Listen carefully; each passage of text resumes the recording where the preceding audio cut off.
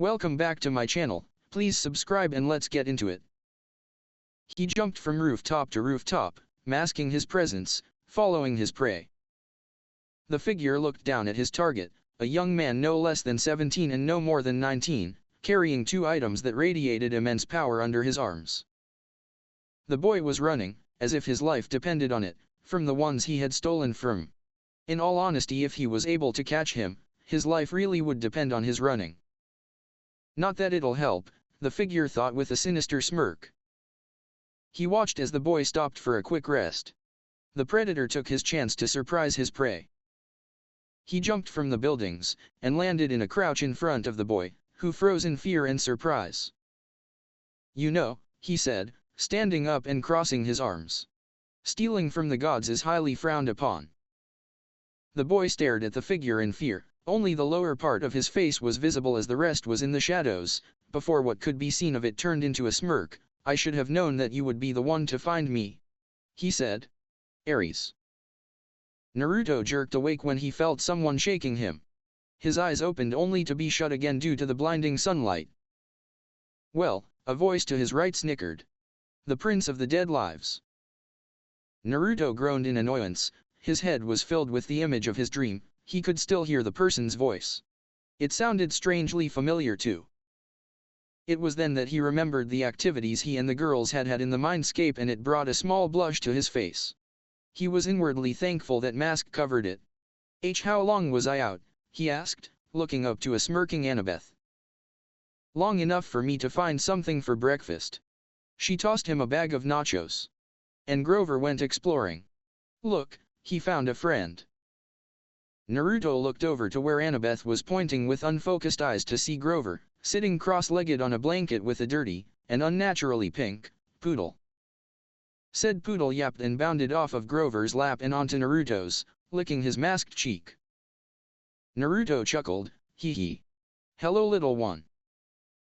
Grover chuckled a bit, and said, "She likes you." After calming the little animal down enough to where it was just sitting down and waging its tail happily, Naruto looked to Grover with a raised brow.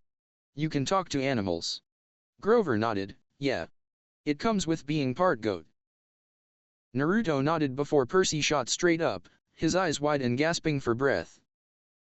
The others stared at him worriedly, concerned for their friend, and wondering what had gotten him so worked up. "You okay, Percy?" Naruto asked, his eyes narrow. "Why yeah," Percy said, trying to get his breathing under control. "Another dream?" Percy nodded, not bothering to say anything as he calmed himself. After calming down, Percy looked up to see the poodle who growled at him. Grover shook his head, "No, he's not." Percy quirked a brow but shook his head, not the least surprised that Grover could talk to animals. The poodle continued to growl at him. Grover started to look a little nervous. "Percy, Naruto, meet Gladiola." Gladiola meet Percy and Naruto. Naruto chuckled, and continued to pet the now-named Gladiola. Percy stared at Annabeth, figuring she would crack up at the practical joke he hoped they were playing on him. When she didn't, he sighed and shook his head, "Whatever." The poodle continued to growl. Grover rubbed the back of his head. "Percy, you might want to say hello to her." Percy turned to Grover with a blank expression. "I'm not saying hello to a pink poodle," he said. "Forget it." Naruto sighed. "Percy," he said. "I said hello to the poodle." Annabeth said hello. "You say hello to the poodle." The poodle bared her teeth. Percy said hello. After that, Grover explained that he'd come across Gladiola in the woods and had struck up a conversation. The poodle had run away from a rich local family, who'd posted a $200 reward for her return. Gladiola didn't really want to go back to her family, but if it meant helping her new friends, then she was willing to, especially since they needed all the money they could get. "How does Gladiola know about the reward?" Percy asked. "She reads signs," Grover said. "Duh." Percy shook his head. "Of course. Silly me." "So we turn in Gladiola," Naruto explained. "We get the reward money, we use that combined with what we already have, and buy tickets to Los Angeles." As he said that, Naruto couldn't help but think about his dream Ares, the Master Bolt, his father's helm, and the voice that seemed so familiar. They all waited for them someplace in the west. For some reason though, the dream hadn't felt like a dream. It had felt as if he had actually been in Ares' place, like he had been the god himself. It was almost like he had been reliving an old memory. He was pulled out of his thoughts when he heard Percy warily say, "Not another bus." Naruto looked up to see Annabeth shaking her head. "No," she agreed. She pointed downhill. To some train tracks they hadn't seen the night before. "There's an Amtrak station half a mile that way. According to Gladiola, the westbound train leaves at noon." "So that's $323, Naruto said, counting out the bills. They were standing in front of the ticket booth of the station. After turning Gladiola over to her owners and getting the reward, they had immediately gone to the station to purchase their tickets. Annabeth nodded to him and held out her hand for the cash. "Right," she said. "I'll get the tickets." Naruto nodded to her, gave her the money. As they watched her walk up to the booth, Naruto felt the girls in his head stirring. He smiled under his mask. "Morning, ladies." "Good morning, Naruto-kun/Koi." They replied. "Have a good rest?" he asked, blushing slightly at the honorific Helena used. Thalia nodded to him, a large, happy smile on her face. "Best sleep I've ever had." "Yep, defiantly the best night of my life," Helena exclaimed, causing the other two to blush when images of the night before flashed through their minds. "So what's the plan for today?" Thalia asked, trying to get her blush under control, and wiping her nose free of the blood that had started to fall. "We're getting train tickets west. So that we can get to Los Angeles faster," Naruto explained, trying to control his own blush and sending a silent prayer of thanks to his father. It covered his red face. Just as Helena was about to say something, Annabeth came back with their tickets. "All right," she said, walking up to the group. There wasn't enough to get all the way to LA, it was only enough to get as far as Denver, with a quick stop in St. Louis. The others nodded and they boarded the train. They spent 2 days in the train, heading west through hills, over rivers, and past the amber waves of grain fields. They weren't attacked once, but neither Naruto nor Percy relaxed. Naruto, due to years of shinobi training, was paranoid. Percy, because he felt that they were traveling around in a display case, being watched from above and below, he felt that something was waiting for the right opportunity to attack. They tried to keep a low profile because their names and pictures were plastered all over the front of several East Coast newspapers. The Trenton Register News showed the picture that was snapped by the tourist as they had gotten off the Greyhound bus in Manhattan. Naruto's and Percy's eyes were wild-looking. Their swords were metallic blurs in their hands. They could have been baseball bats or lacrosse sticks. The caption read, "12-year-old Percy Jackson, wanted for questioning in the Long Island disappearance of his mother 2 weeks ago, is shown here fleeing from the bus with 13-year-old Naruto Uzumaki Harakan, where they accosted several elderly female passengers." The bus exploded on an East New Jersey roadside shortly after Uzumaki and Jackson fled the scene. Based on eyewitness accounts, police believe the boys are traveling with 2 other teenage accomplices. Jackson's stepfather, Gabe Ugliano, has offered a cash reward for information leading to both boys' capture. Uzumaki's mother, Konan Harakan, refused to comment. "Don't worry," Annabeth told them. "Mortal police could never find us." But she didn't sound so sure. The rest of the day Percy spent alternately pacing the length of the train or looking out the window. Once, he spotted a family of centaurs galloping across wheat field. He had looked around the passenger car to find nobody had noticed. The adult passengers had their heads buried in their laptops or magazines. Another time, around the evening, he saw something huge moving through the woods. He could have sworn it was a lion, except that lions don't live wild in America. He lost sight of it after leapt through the trees. As for Naruto, he had alternated between meditating, talking to Helena and Thalia, or thinking about his dream. Currently, he was in the mindscape talking to Helena and Thalia about the dream. Mindscape. "I don't understand it, guys. I know it was a dream, but why was it about Ares finding the one who stole Zeus' master bolt and Dad's helm?" he asked, confused. The girls just shook their heads. They really had no idea as to why. "I really have no idea, Naruto-kun. Thalia said. Usually, when a half-blood gets dreams like those, it means that it's a prediction of the future, their mind is trying to tell them something, or, in really rare cases, a god is contacting them. Naruto nodded to her. All the reasonings sounded possible, but it still didn't explain why it felt like he was reliving the event. While it could be one of those, Leah-chan, he started. It still doesn't explain why it felt like I was Ares himself. And I'm sure that no god is trying to contact me, since if it was Dad he would send his messenger, and I really don't know any other gods that would want to talk to me. Thalia shrugged her shoulders. I don't know what to say about that then, Naruto-kun. I haven't had any dreams like that in my life, so I can't help you there, she said a little sheepishly. Naruto sighed. Going over this repeatedly and not getting any answers was really starting to get on his nerves. I think that I might have an idea. When they heard Helena say this, the Naruto and Thalia turned their attention to her. What is it? Naruto asked curiously. Well, Helena started, unsure about how to explain it. I'm not entirely sure it's what is happening, but there's a possibility that your human path may have unconsciously used its abilities on Ares when you fought him. And you might be experiencing his recent memories in your sleep. The others looked at her surprised. It sounded possible when she explained her idea. It would explain why Naruto was having those images, why he felt as if he was Ares, and it would defiantly explain why it felt like he was in a memory. But Naruto had to point something out. But, Lina-chan, it couldn't have been that. Remember what the scroll said about the Rinnegan? It said that if I were to read someone's mind, then it would suck out that person's soul as a side effect. He protested. Helena nodded to him. True, she said.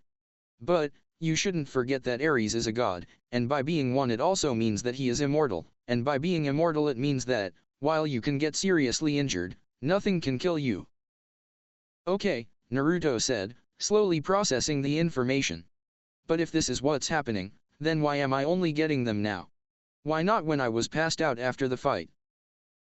Helena shrugged. I don't know, Naruto-kun, but it could be because you were talking to Mesumi and your mind wasn't allowed to rest. With the recent fights and the news of the thefts, your mind has been too active to rest or process what it took from Ares. As to why you're getting them now, here she blushed. It could be that our, escapade last night allowed your mind to finally relax enough to process Ares' memories. Naruto and Thalia were bright red at the reminder of their recent activates, but they shook it off as Helena's explanation registered in their minds. That, Naruto began, actually sounds like the most possible explanation. Thalia finished for him. Helena nodded to them. Keep in mind though, there is a possibility that there are more dreams to come, she warned, and Naruto nodded. While it would be unsettling to view someone else's memories, it would give him the chance to find his father's helm and quite possible the location of the Master Bolt. But this also opens up a whole new possibility for the human path, Helena said with a thoughtful look. The others looked confused. What do you mean? Naruto asked, a brow quirked. Well, it's just a thought, but what if you could push the mind-reading ability to the point that you wouldn't need to pull out a person's soul? Her idea/question brought her wide eyes from both Naruto and Thalia. Naruto because, while he had trained with the Rinnegan and its abilities thoroughly, he had never thought of the possibility. But now that Helena had suggested it, he was mentally berating himself for not thinking of it. Thalia was just surprised since she didn't know all that much about the Rinnegan, other than what she had asked about. How did I not think of that? Naruto asked himself, all the possibilities now running through his mind. Helena giggled, but then her eyes gained a devious gleam. She looked over to Thalia, who saw the look in her eyes. She blushed, but nodded with an equally devious look on her face. I don't know, Koi, Helena said, getting up from where she sat and beginning to walk over to Naruto, whose back was facing them. But I think it's time we stop with these troublesome thoughts, and get to something that will be far more productive and pleasurable. Naruto's brow quirked when he heard her sultry voice. He smirked when he felt two pairs of slender arms wrap around his chest. For the next few hours all that could be heard in the mindscape were the sounds of their passionate love-making. Outside the mindscape, Naruto slowly opened his eyes, to see Annabeth and Percy conversing in the seat across from him. Sounds like Hades' throne room. But why would he be laughing? He rarely does. He heard Annabeth saying. But he offered my mother in trade. Who else can do that? Percy asked. Ares maybe, but if by some weird way it was Hades, I guess he could have meant, help me rise from the underworld. Annabeth said, sounding unsure. But don't you remember? Hades doesn't want a war with the Olympians, his helm was stolen too. Yeah, but dash. You know, Naruto said, sitting up straight and sending them an annoyed look. I would appreciate it if you guys didn't go around talking about stuff like that behind my back. Alright. Percy said, rubbing the back of his neck and looking away. Mind telling me what you've been dreaming about? Since that is what you guys were discussing. Naruto asked, curious as to what it was to have him talking about his dad behind his back. And so they did. After the explanation, Naruto sat with his head bent, thinking over what he had heard. The chasm Percy described sounded a lot like Tartarus. Whatever that thing that was trying to get Percy to help it rise, sounded like it was really old, older than even the gods. One thing was clear to Naruto, whatever was down there was dangerous. But one thing stood out the most to him. Whoever it was that had been speaking to the thing in the pit, Naruto was sure it was the same person Ares had confronted. He sighed, if the feeling in his gut was anything to go by, then things were going to get hectic in the future. He looked up to see Percy and Annabeth looking at him expectantly. Naruto shook his head, I honestly don't know what to tell you, Percy, but I think things are going to get rough pretty soon. Yeah, Percy said, sighing in depression. I thought you'd say that. They sat in silence for a while before Annabeth decided to break it. Percy, she said hesitantly. We may not know who it is who wants the bolt, but you can't be tempted to make a deal for your mom, especially if Ares is working with them. Naruto nodded in agreement. He may not know what it was that was in that pit, but if his suspicion was correct, then he shivered. He didn't want to think of the possibility. What would you do if it was your dad? Percy asked. His voice was a little harsh. Annabeth's eyes became steel. That's easy, she said. I'd leave him to rot. They looked surprised. You're not serious, Naruto said, his voice reflecting his surprise. But Annabeth's expression did not waver in the least. Are you? Annabeth's gray eyes fixed on him. She wore the same expression she had the moment she drew her sword against the hellhound. She had the look of a warrior. A warrior who had been through many battles and had seen many a comrade die defending what they stood for. My dad's resented me since the day I was born, she said. He never wanted a baby. When he got me, he asked Athena to take me and raise me on Olympus because he was too busy with his work. She wasn't too happy about that.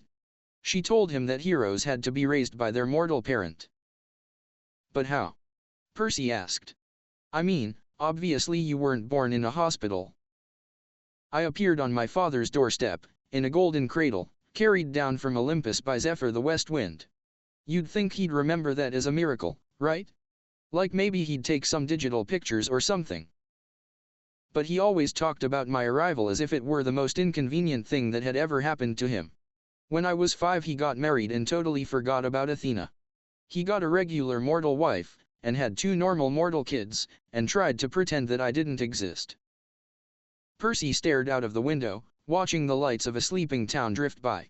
He wanted to make Annabeth feel better, but didn't know how. My mom married a really awful guy, he told her. Grover and Naruto said she did it to protect me, to hide me in the scent of a human family. Maybe that's what your dad was thinking. Annabeth didn't look so convinced, and kept toying with her necklace. Upon closer inspection, Naruto saw that she was pinching a gold college ring hanging with the 4 beads that showed the number of years she had stayed at the camp. He realized that it must have been her father's. Though he wondered why she kept it with her if she hated him as much as she claimed. He doesn't care about me, she said. His wife, my stepmom, treated me like a freak. She wouldn't let me play with her children. My dad went along with her.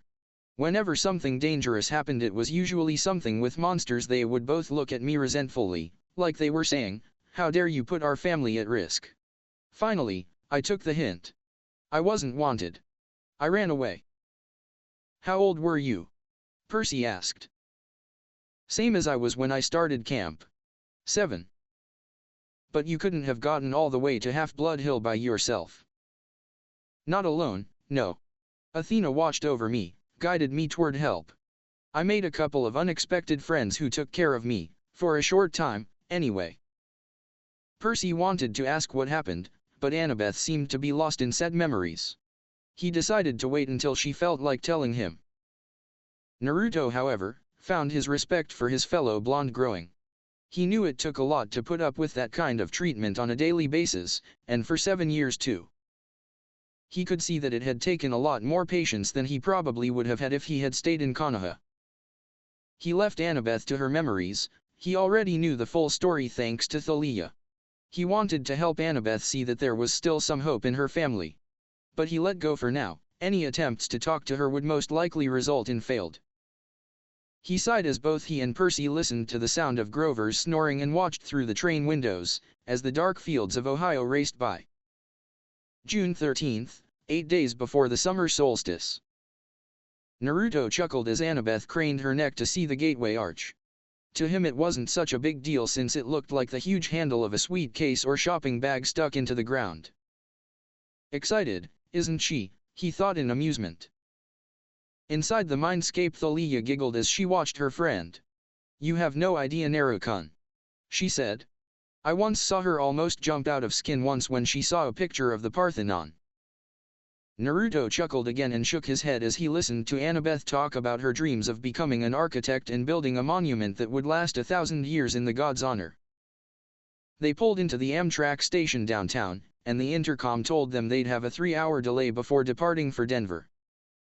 Grover stretched. Food. He groaned before he was fully awake. The others chuckled. Come on, goat boy. Annabeth said. Sightseeing. Sightseeing. The gateway arch. She said excitedly. This may be my only chance to ride to the top. Are you coming or not? Grover, Percy, and Naruto exchanged looks. Percy wanted to say no, but figured that if Annabeth was going, they couldn't let her go alone. Grover shrugged. As long as there's a snack bar without monsters. Naruto just smiled and nodded to her, all right. Besides, I'm a little curious about it as well. It was true too, he was, but he had a feeling in his gut that there would be more than they bargained for when they got to the top. 1.5 miles later, the four friends found themselves walking around the underground museum inside the arch. Being so late in the day, the lines to get in weren't that long. The museum was full of covered wagons and other stuff from the 1800s. It wasn't exactly what Naruto or Percy would call thrilling, but between Annabeth talking non-stop about how the arch was built, Thalia and Helena talking to Naruto, and Grover passing them snacks, they were doing fine. Though, both boys kept a wiry eye on everyone around them. They had already had 2 monster attacks since their quests began, and didn't want to take any more chances than they already had. Either of you sense anything? Percy murmured to the two at his sides. Grover took his nose out of the jelly bean bag long enough to sniff at the air. Underground, he said distastefully. Underground air always has the smell of monsters. It usually doesn't mean anything. Percy, not feeling very convinced, turned to Naruto and saw a confused look in his face. What's wrong? He asked worriedly. I can't tell. Naruto said, taking a look around. There's foulness in the air, but it's small and keeps moving around. I can't get a fix on it. That did nothing to calm Percy's nerves. Like Grover said though, it's underground, so it's probably nothing. Naruto said, sounding like he was trying to convince himself more than Percy. Percy nodded in reluctance. But they knew something was off, something felt wrong. Neither Naruto nor Percy could shake the feeling that they shouldn't be in the arch, guys. Percy said. You know the god's symbols of power. Annabeth, who had been in the middle of reading about what construction equipment had been used to build the ark, looked over. Yeah. Well, hey dash. Grover cleared his throat. We're in a public place. You mean Naruto's dad? Right, Percy said. Isn't his helm something like your necklace, Naruto? He asked, turning to his spiky-haired friend. Naruto nodded. Yeah, Dad's helm of darkness. But if what I've heard and read about it, it's like 1,000 times more powerful than my necklace, and it allows him to become darkness itself. Percy gulped a bit and turned to Annabeth to see her nodding along to Naruto's explanation. Not only that, but it allows him to melt into shadow or pass through walls. He can't be seen, touched, or heard. Naruto continued. My necklace has similar abilities, but like I said, Dad's helm is several thousand times more powerful than this little thing is. He said, patting his pocket where he kept the control crystal. Don't forget. Annabeth cut in. It also generates a feeling of fear so intense that it can drive a person insane and possibly stop your heart. She said. Why do you think every rational creature fears the dark? But then if Ares has it, then how do we know he isn't right here, watching us? Percy asked, shivering as he imagined what the helm could do. Annabeth, Grover, and Naruto exchanged looks. We don't. Grover said. But I doubt he is. Naruto said, I'd most likely be able to sense the power the helm gave off before he got anywhere close to us with it. Thanks. That makes me feel so much better. Percy said sarcastically. Got any more blue jelly beans? The boys had managed to get their jumpy nerves under a level of control when they saw the final part of the Arch's tour arrive in a tiny elevator car to the top of the arch. The moment Naruto set his eyes on it, he knew there was going to be trouble. He hated confined places, and Percy wasn't that far behind in his opinion of the matter. To make matters worse, they got shoehorned into it with a big fat lady with a dog, a chihuahua with a rhinestone collar. Percy figured it must have been a seeing eye dog because the guards never said a word about it. Naruto, however, knew something was up. The lady was obviously not blind. Those intelligent beady eyes of hers were darting around the room, while the guards took one look at her and said nothing about the dog. Add to the fact that the dog and lady had way more chakra than what a normal human or animal should have had, something wasn't right. As the car started up to the top, the lady turned to Naruto. No parents? She asked. Naruto's eyes narrowed as he took in her appearance. She had pointy, coffee-stained teeth, a floppy denim hat, and a matching dress that bulged so much she looked like a blue jean blimp. Opening his mouth to answer, Naruto was beat to the punch by Annabeth. They're below, she told the lady. Scared of heights. The poor dears. The chihuahua growled, and the woman looked down at the animal. Now, Sonny. Behave. The dog had beady eyes like its owner, intelligent and extremely vicious. That his name? Naruto asked. No, the lady replied with a smile, as if it cleared everything up. At the top of the arch, the observation deck reminded Naruto of a trash can he had spent the night in once, only it had carpet and was much cleaner. Rows upon rows looked out to the city on one side and the river on the other. Honestly, it was a nice view, but if there was anything that Naruto and Percy hated more than being in a confined space, it was being in a confined space 600 feet in the air. Needless to say, they were ready to go quick. Naruto more so than the others. Thalia was starting to get uncomfortable. It's alright, Thalia-chan, we won't be up here much longer. He thought, trying to console the girl he knew had a fear of heights. We better and not be? Thalia stuttered, her eyes closed tightly so she wouldn't be able to see how far away they were from the ground. Naruto chuckled softly, before he turned his attention back to Annabeth's lecture of the arch's structural supports, and her opinion of what could have been done to make it better. She could have been up there for several hours had it not been for the park ranger announcing that the observation deck would be closing in a few minutes. Naruto and Percy steered their friends toward the exit and loaded them into the elevator. They would have gotten in themselves when they realized there was already 2 other tourists inside, leaving no room for them. Next car, sirs. The park ranger said. We'll get out, Annabeth said. We'll wait with you guys.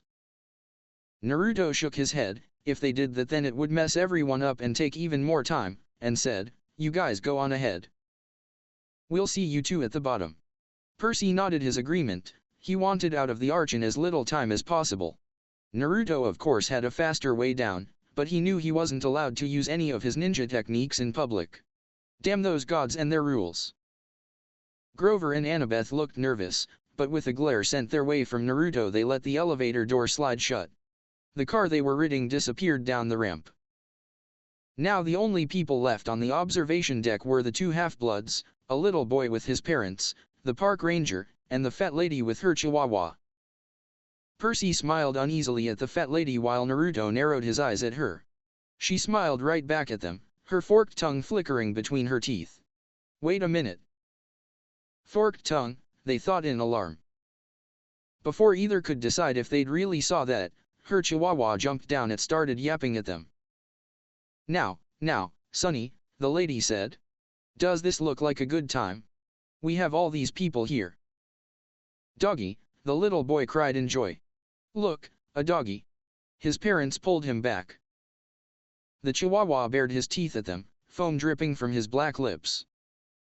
Naruto's eyes widened when he felt the dog's chakra become foul and begin to rapidly increase. Well then, son. The lady sighed. If you insist. Ice started forming in Percy's stomach. Did you just call that chihuahua your son? Chimera, dear. The lady corrected, making Naruto's eyes widen. Not a chihuahua. It's an easy mistake to make. The lady rolled up her denim sleeves, revealing that her skin was scaly and green. When she smiled again, Naruto could tell that her teeth were fangs. The pupils of her eyes had become sideways slits, that of a reptile's. The dog barked louder, and with each bark it grew. First to the size of a Doberman, then to that of a lion. The bark became a roar. The little boy screamed as his parents pulled him back towards the exit, right into the paralyzed park ranger. The chimera was now so tall that its back rubbed against the roof. It had the head of a lion with a blood-caked mane, the body and hooves of a giant goat, and a viciously spiting serpent for a tail, a 10-foot-long diamond back growing right out of its behind. The rhinestone collar still hung around its neck, having grown with it, the plate-sized dog tag now easy to read, Chimera rabid, fire-breathing, poisonous if found, please call Tartarus EXT.954. Damn it, I hate when I'm right. Naruto thought as he stared at the beast. Taking a glance at Percy, Naruto saw that he was frozen in his place, and that he hadn't drawn his sword. Speaking of which, a poof of smoke later his own was in his hands. As soon as the bronze blade appeared, both the lady and the chimera flinched but otherwise showed no reaction other than eyeing the blade wearily. You should be honored, Naruto Uzumaki, Percy Jackson. The lady hissed. Lord Zeus rarely allows me to test a hero, much less two, with one of my brood. For I am the mother of monsters. I am Echidna. Both half-bloods stared at her in bewilderment, before they spoke as one. Isn't that some kind of anteater? Echidna howled, her reptilian face turning brown and green with rage. I hate it when people say that. I hate Australia. Naming that ridiculous animal after me. For that, my son shall destroy you both. The chimera charged, gnashing its lion teeth at them. The boys managed to dodge and landed on opposite sides of the room, Naruto next to the windows and Percy ended up next to the family and the guard, who were now screaming and trying to pry open the emergency exit door. Naruto, seeing where his friend had landed and where the chimera's attention currently was, acted just as Percy uncapped his sword. He yelled, "Hey Chihuahua!" The chimera turned faster than any one of the boys thought possible for a creature of that size.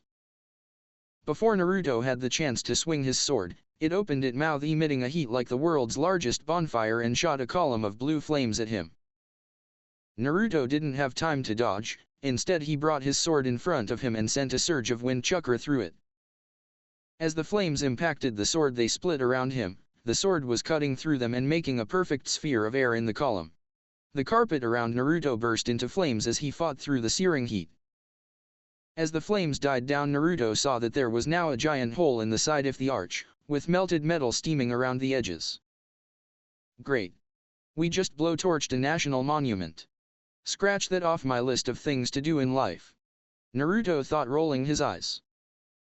Glancing over at Percy, Naruto saw that Riptide was now shining brightly in the younger half-blood's hands. Turning his attention back to the chimera, Naruto's eyes widened when he saw it turn towards his friend and pounce on him. Seeing the incoming lion hybrid, Percy jumped out of its way and slashed at its neck as he regained his balance. That was his fatal mistake. As his sword sparked uselessly harmlessly off the dog collar, the chimera's forgotten serpent tail whipped around and sank its fangs into Percy's calf. Naruto stared in horror as his friend let out an ear-splitting scream of pain, unable to do anything as he watched his friend try to jab Riptide into the Chimera's mouth, only for the serpent tail to wrap around Percy's ankles and pull him off balance, sending Riptide out of his hands and spinning out of the hole in the arch and down into the Mississippi River. Naruto was pulled out of his stupor when he heard the snake lady chuckling, only to see Percy backing up until he was beside him. "They don't make heroes like they used to, son." Echidna cackled. The monster growled in response to its mother's words. It seemed eager to finish the heroes off now that one of them was beaten and the other was unmoving. Suddenly a heavy aura filled the air. Everyone turned to Naruto to see him with his head down and his eyes now glowing an eerie blue, 3 rings present in them. "Oh shit, he's mad." Percy managed to think through the fiery pain coursing through his body. He knew that Naruto must be extremely angry to use the Rinnegan in this situation. But he couldn't think much more than that. The pain was just too much for him to think clearly. His head was starting to get dizzy, and he had no sword. "Percy," Naruto growled, getting his attention. "You need to get to the river. It'll get the Chimera's poison out of your body," he said as his head rose to show that his irises were bleeding over to crimson.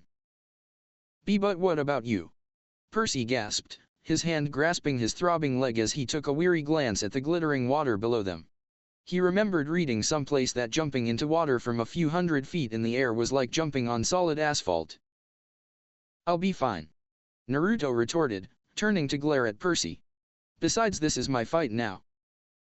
The Chimera's mouth began to glow blue, getting ready for another blast. "You have no faith," Echidna hissed, seeing Percy's reluctance to jump. "Your friend is right, but yet you don't trust the gods. I cannot blame you, little coward. If you were a true son of the sea god, then the water would not harm you. It'd be best if you just died now. The poison is in your heart." Both boys knew she was right. Percy could feel his breathing slowing, and Naruto could feel his chakra starting to dim. He was dying, short and simple. Percy backed up a little further and looked over the edge to the water. He remembered a brief time in his memory when he had felt the warm glow of his father's smile when he was a baby. Funny, he thought, it felt like a dream. But there was no sea god here. This was Mississippi, the dead center of the USA, not the sea. "Die!" Echidna yelled as the Chimera sent another column of blue flame at the boys. The last thing Percy remembered seeing before he felt Naruto's hand pushing him out of the arch was Naruto's form glowing red before he was engulfed in the blue flames. Percy had one thought as he plummeted towards the river: "Help me, father." Back in the arch, Echidna was cackling evilly as she watched the flames swirl around the blonde half-blood. "Yeah. Lord Zeus will reward me well for doing away with that half-blood scum," she cackled. "I wouldn't be so sure about that," a demonic voice called out of the flames. "After all, even without Helena's chakra, your fire would not be able to hurt me." "Huh," Echidna said, turning her gaze to the dying flames. What she saw made her eyes widen in surprise. Naruto was standing with an angry expression on his face, a red veil of chakra around him protecting him from the flames. His features were feral looking. Naruto's hair was now spikier than ever, and his nails had become claw-like. But that wasn't what had Echidna's or the Chimera's attention. It was his eyes. His eyes were a dark blood red, 3 black rings surrounding each of the small black slitted pupils. Echidna gulped as she viewed those eyes. Those were the eyes of legend. And they were glaring right at her and her son. A low growl emanated from Naruto's throat, as he glared at them. "You hurt my friend," he said. "And that is unforgivable." Naruto's form suddenly vanished from sight, and the next thing Echidna saw was Naruto reappearing in the air above the Chimera, his sword raised and poised to strike. When the sword connected, the Chimera howled in pain and burst into sand. However, instead of blowing away, the sand began to condense around the sword until it covered it entirely from the hilt up. Naruto and Echidna watched in odd shock as the sand began to attach itself to the blade and begin to change it. When it cleared, Naruto was no longer holding a bronze-colored sword with the upper half of a skeleton for its hilt. Now he was holding a blazing red longsword that had the image of a chimera running up its blade, and it was surrounded by blue flames. Naruto stared in awe at his new sword, before he turned to the cowering form of Echidna and smirked. Echidna meanwhile could do nothing but stare and tremble at what the blade had done to her monster. It's just as the legends said. The blade absorbed my son and changed to fit his abilities. She thought in fear. I'm so dead. I may not know what happened with my sword, but you are going to be taking a trip to the underworld now. Naruto stated. With that said, Naruto went on instinct and pointed his sword at Echidna. The flames surrounding it immediately shot from it and hurled themselves at the reptilian lady. Echidna could do nothing but scream as the flames incinerated her. Naruto watched as the blue flames burned through the monster before he collapsed onto his knees. Helena's chakra receding back into the seal and the Rinnegan vanishing from his eyes. Despite the small amount he had used, Helena's chakra always left him drained after it receded. Add that to the amount of chakra he had used to stave off the Chimera's flame earlier and he was pretty worn out, not nearly as much as he had been after fighting Ares. But his chakra reserves definitely had a sizable dent in them. Lina-chan, just what the hell was that? He asked his tenant/lover. I don't know, Naruto-kun. I've never seen a blade do that kind of thing. She replied, just as shocked and curious as he was. There was one person, however, that did not care about what Naruto's sword had done at the moment, and she made her thoughts known. I don't know about you guys, but I for one would like to get off this arch. Thalia shouted hysterically now that the fight was done. Grinning sheepishly, Naruto picked up his now normal-looking blade and made the hand sign for the body flicker technique. But before he did anything, he took one last look at his sword. Just what are you? He thought before vanishing in a swirl of leaves. Percy came to shore next to a floating McDonald's. A block away, every emergency vehicle in St. Louis was surrounding the arch. Police helicopters circled the area overhead. Strangely, the crowd of onlookers reminded him of Times Square in New York on New Year's Eve. Sighing to himself, he walked into the crowd to try to find his friends. Several feet into the crowded area, he heard a news lady reporting on the situation. Probably not a terrorist attack, we're told, but it's still extremely early in the investigation. The damage, as you can see, is very serious. We're trying to get to some of the survivors, to question them on the incident. Survivors, Percy thought, feeling a surge of relief wash through his body. The park ranger and that family had made it out safely. He only hoped Naruto and the others had as well. Percy tried to push through the crowd to see what was going on inside the police line. A pair of adolescent boys, another reported, was saying. Channel 5 has learned that surveillance cameras show a pair of adolescent boys going wild on the observation deck, somehow setting off this freak explosion in the process, though it is believed that one of them managed to sneak a flamethrower onto the observation deck to do so. Hard as it is to believe you on, but that's what we're hearing. Again, there have been no confirmed fatalities. Percy backed away, trying to keep his head as low as possible. He had to go the long way around the police perimeter if he wanted to avoid the officers and reporters that were swarming everywhere. It was times like this that he wished Naruto had had time to teach him how to cast a genjutsu before they had to leave for these quests. He'd almost lost hope of ever finding Annabeth, Grover, and Naruto when a familiar voice bleated, "Percy." He turned just in time to get tackled by Grover's bear hug, or was it a goat hug? "We thought you had gone to Hades the hard way," Grover cried happily.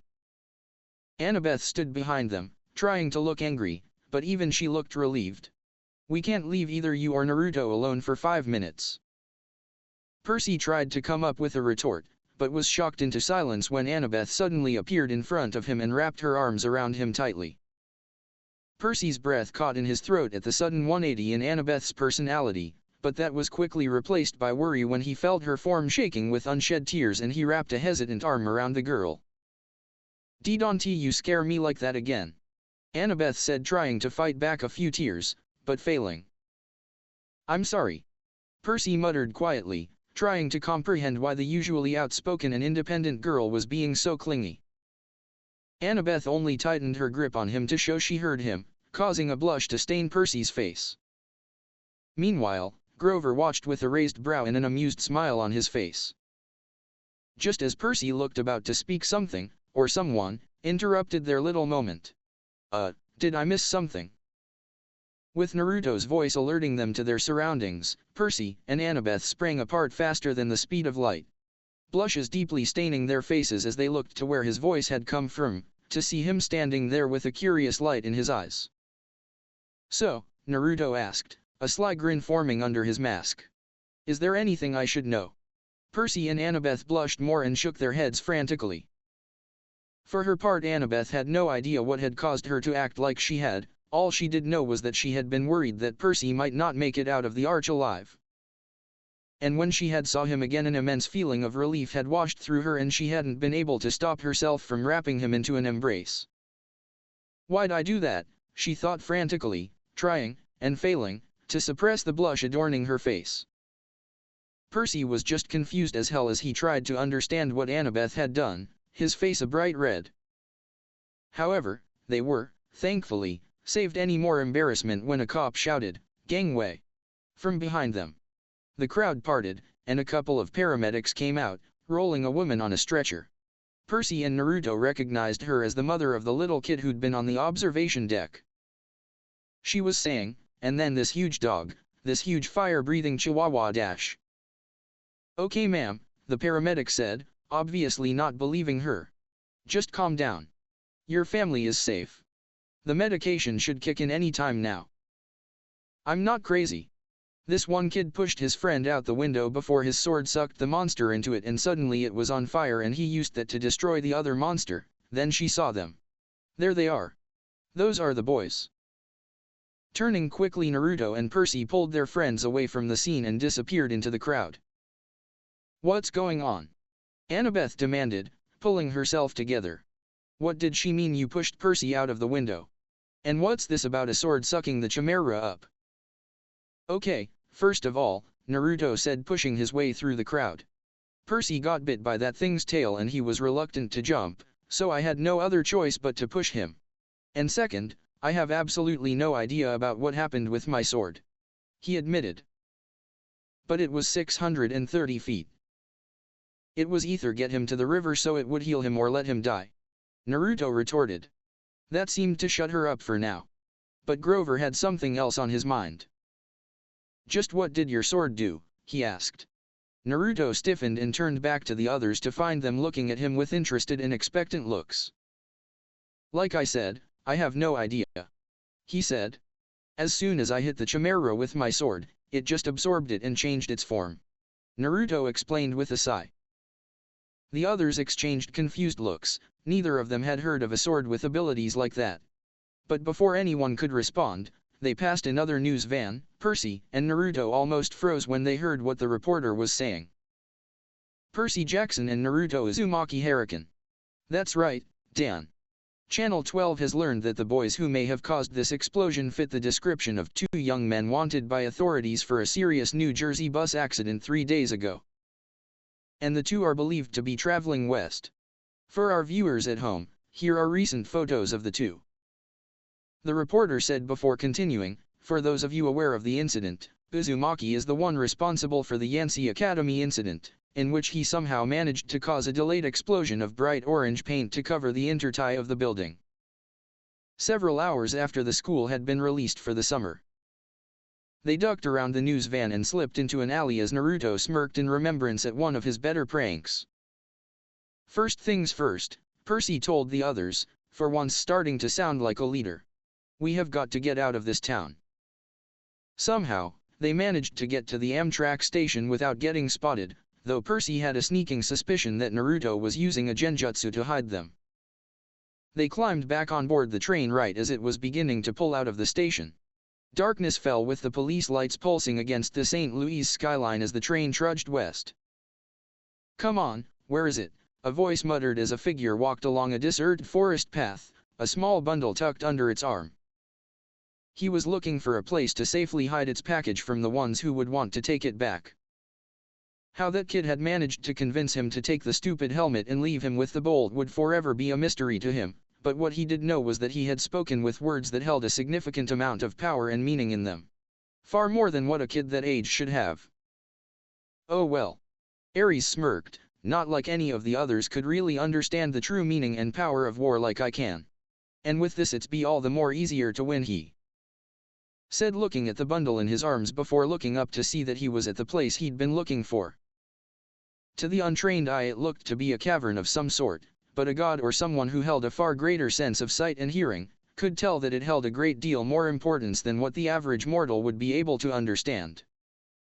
Ares chuckled as he started a long string of hand seals, lifting any barriers around the entrance, and proceeded in to hide the symbol of power he knew Old Corpse Breath would be after soon enough. They'll never think to look here of all places. A loud roar was soon heard before it was cut off, and Ares' laughter soon took its place. Naruto awoke with a jolt when he felt a hand touch his shoulder. He found himself staring into the concerned eyes of his friends, who looked deathly pale for some reason. What's wrong? He shakily asked, his mind still trying to comprehend what it had seen. That cave, it was familiar somehow, like he'd been there before. Are you alright, Naruto? Percy asked as he stared at his friend. You were muttering like crazy and then you started to let out a lot of killing intent. He said, and the others nodded in agreement. If it wasn't for the concealment seal Naruto used to hide them on the train, then they were sure the other passengers would have felt Naruto's ki. Looking up from his thoughts when he heard him, Naruto nodded. Yeah, just a strange dream. Dream? Percy asked in interest as the others perked up. Naruto was starting to dream too. Why yeah, Naruto nodded, rubbing his head as he tried to keep the image of the cave in his mind. Just where had he seen it before?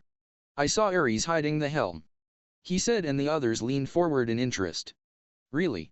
Annabeth asked. Where? Naruto shook his head. I don't know, he said. All I saw was a forest path and the opening to a cave somewhere. He explained, trying to remember where he had seen it from. Cave? What cave? Percy asked in confusion. Again Naruto shook his head. Like I said, I don't know, but I feel like I should, he said, much to the others' bewilderment. What do you mean by, it feels like you should? Percy asked, getting more confused. Have you been there before? Like I said before, Percy, I don't know. Naruto frowned, his brow creased and he rubbed his head. It was beginning to hurt the more he pored over this. I feel like I should know the place, but I think I would remember being in a place like that. Inside the mindscape, Helena frowned in thought as she saw the image of the cave floating in front of her and Thalia. For some reason it gave her a familiar feeling as well. But it couldn't be right. The only caves she had been in were in the shinobi world, and even then the only one that held any form of relevance to her was the. Her eyes widened in realization. Damn it, she cursed, drawing a confused look from the dark-haired girl beside her. What's wrong? Okay, no need to get so defensive about it, Percy said with his hands up, and he scooted away from him. Sorry, you guys. Naruto sighed as once the pain had edged away a small amount. It's just that thinking about it is giving me a headache, he said, as he leaned back and rested his head on the back booth he was in and closed his eyes, hoping to be able to get some more rest. The last 3 days had taken a toll on everyone, and even his monstrous stamina had taken a hit. The others nodded, but they still sent him wiry glances every now and then. Naruto had almost managed to get back to sleep when he found himself standing in front of Helena and Thalia. The former having a look of anger on her face while the latter looked worried. What going on? Naruto asked at seeing them like this. It wasn't every day he saw Helena get angry. And she had every right to be angry. After all, that was the cave that held a great importance to not only her, but the other tailed beasts and the Rakuto Sennin too. The gods had sworn to her and her siblings that they'd never go anywhere near that place, and Ares had just violated that promise. But Helena had other things to worry about at the moment. In order to tell Naruto how she knew about the cavern, she'd have to tell him more about her past than she had ever had before, a past she had vowed to never speak of. She took a deep breath to calm herself before speaking 6 words that would send the quest on an even weirder and scary turn. I know where the helm is. Naruto had done and seen several things over the years since he had been taken out of Konoha. Those ranged from killing his adopted father and awakening a legendary Jujutsu to traveling to a different realm and defeating a war god. But even having done all that and more, never had he been more surprised than he was after Helena's startling revelation. Say what now? Naruto asked in shock, his mouth gaping as he stared at the red-haired beauty in front of him, Thalia having an expression that mirrored his own. Had they heard her right? Helena sighed. You heard me, Naruto, she said, turning her head away. I know where the Helm of Darkness is. What? How? He asked, confused as to how she would know where it was. Helena sighed again and turned her face back to her lover, a sad expression adorning it. "First of all, guys," she said, deciding to get the explaining out of the way and hoped that they would understand why she hadn't told them. "What I'm about to tell you too is something that I hoped to never have to, but Ares has forced my hand now," she said, a hint of anger in her voice. "Okay?" Naruto asked with a quirked brow, his voice laced with confusion. "Why are you only telling us now? Why not when we started the quest?" Again Helena sighed, "Because this involves my past," she said, getting confused looks from the two before her. Helena shook her head when she saw their expressions. "Yes, I know, I've told you both about my past before. But there's something I haven't told you about. Something that myself and the other tailed beasts have vowed to never tell a living soul. Hell, just by telling you this I risk the anger of the gods." "Could you get to the point?" Thalia asked. Don't get her wrong, she hated seeing Helena going through this, but she was never one for delay tactics Helena was using to stall telling them what she needed to. Naruto nodded in agreement. Even if he hated putting her on the spot like they were doing, Helena held the key to finding his father's helm. It was something they needed to get to before the summer solstice. "Please, Lena-chan, tell us what we need to know to find the helm," he said, walking to few feet between them and putting a comforting hand on her shoulder. He could tell that whatever was weighing on the vixen girl's mind was something she wasn't at all comfortable with, and judging from the gathering tears in her eyes was a painful memory. Helena nodded, and took a shuddering breath. "That cave Ares hid the helm in," she started. It was the place the others were created in," she said, and closed her eyes, as if expecting an explosion to go off. However, any reaction Helena expected Thalia to give was not what she got. "What?" Thalia asked. Having never heard the full legend of the sage, she didn't know what Helena was talking about. Naruto was a different story entirely, having heard the full tale and found something in her statement that didn't fit with it. "What do you mean by where the others were created?" he asked, his eyes narrowing in suspicion as he gazed at the red head before him. Helena flinched when she heard him ask that. She was afraid he would catch that little tidbit. It means just what it means, Naruto-kun," she whispered, bowing her head in shame. "I wasn't created like the other tailed beasts were." "Why didn't you tell me?" Naruto whispered, his eyes gaining a sad gleam of betrayal. He couldn't understand why Helena hadn't told him something as important as this. Helena flinched back at hearing the betrayal reflected in his voice. This was what she didn't want to happen. Naruto had always been a bit insecure with everyone around him, but hid it well, and her withholding this from him had just hurt him harder than any physical blow could have. I was scared about how you would react," she whispered back, turning away from him. "I was afraid you would want nothing to do with me after I told you." "But you didn't tell me," Naruto growled. "Helena, you know I've been trying to get you out of this seal and into the real world. This information could have helped me get you out without killing us both, but you withheld it from me," he said, his voice becoming a yell as he got angry. "Right now I can only get you out of this seal by summoning you, and even then it's only in your demon form. That isn't enough, Helena. I want to see you in your real form when you're outside the seal." "I get that, Naruto," Helena yelled back, turning to face him in a surge of anger, "and I want that too, but it's you who doesn't get it. I promised the gods I would never tell anyone this, I swore it over the river Styx. You know how serious that vow is. Oh, and by the way, what you see here, Naruto," she gestured to her foxtails and ears, "is a burden I gladly took on and will do so again if I have to. Hell, I forced my real brothers to not take it," she shouted, getting so close to his face that their foreheads pressed together. "You still should have told me." Naruto bit back, pushing against her head with his. "But I couldn't," and she tried to get out, but they were suddenly overcome by an oppressive feeling.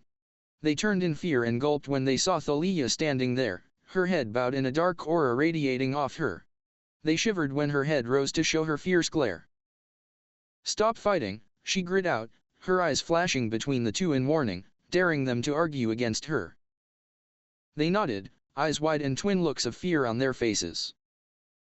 Thalia smirked. "Good," she said, allowing the aura of power around her to lessen, though there was still a slight glow outlining her.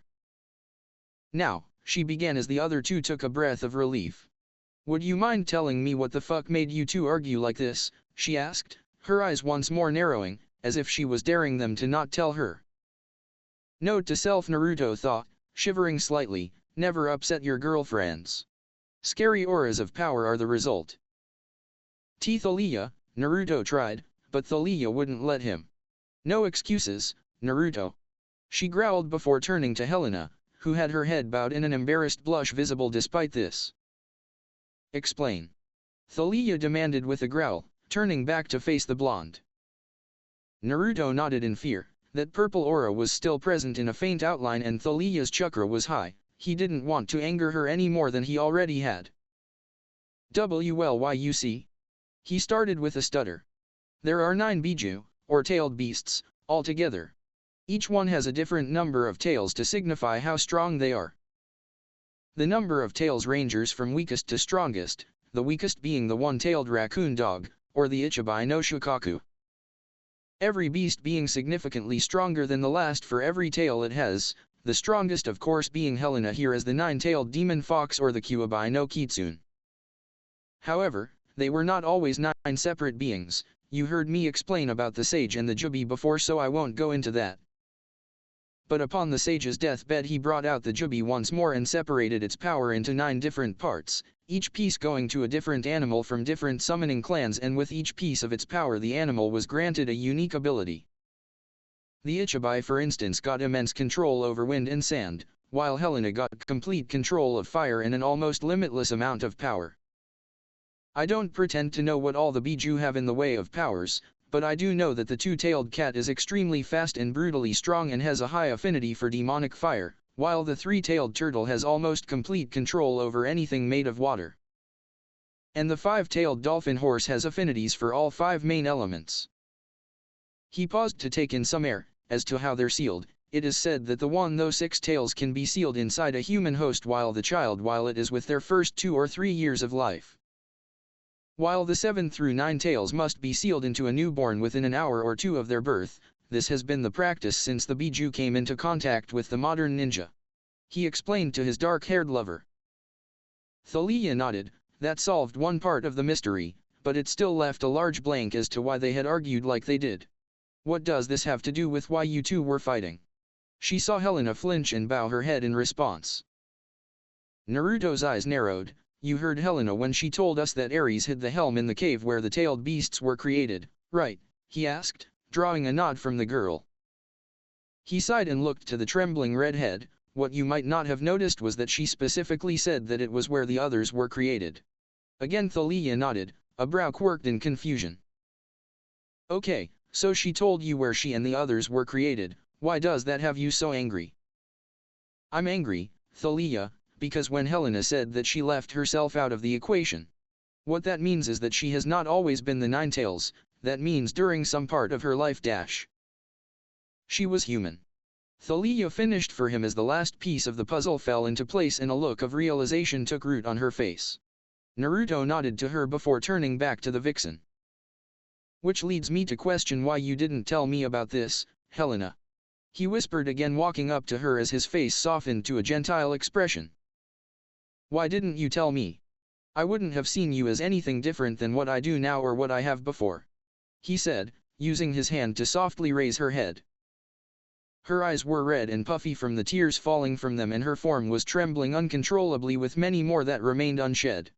Like I told you, I swore that I wouldn't, and I was scared, she admitted, bowing her head once more.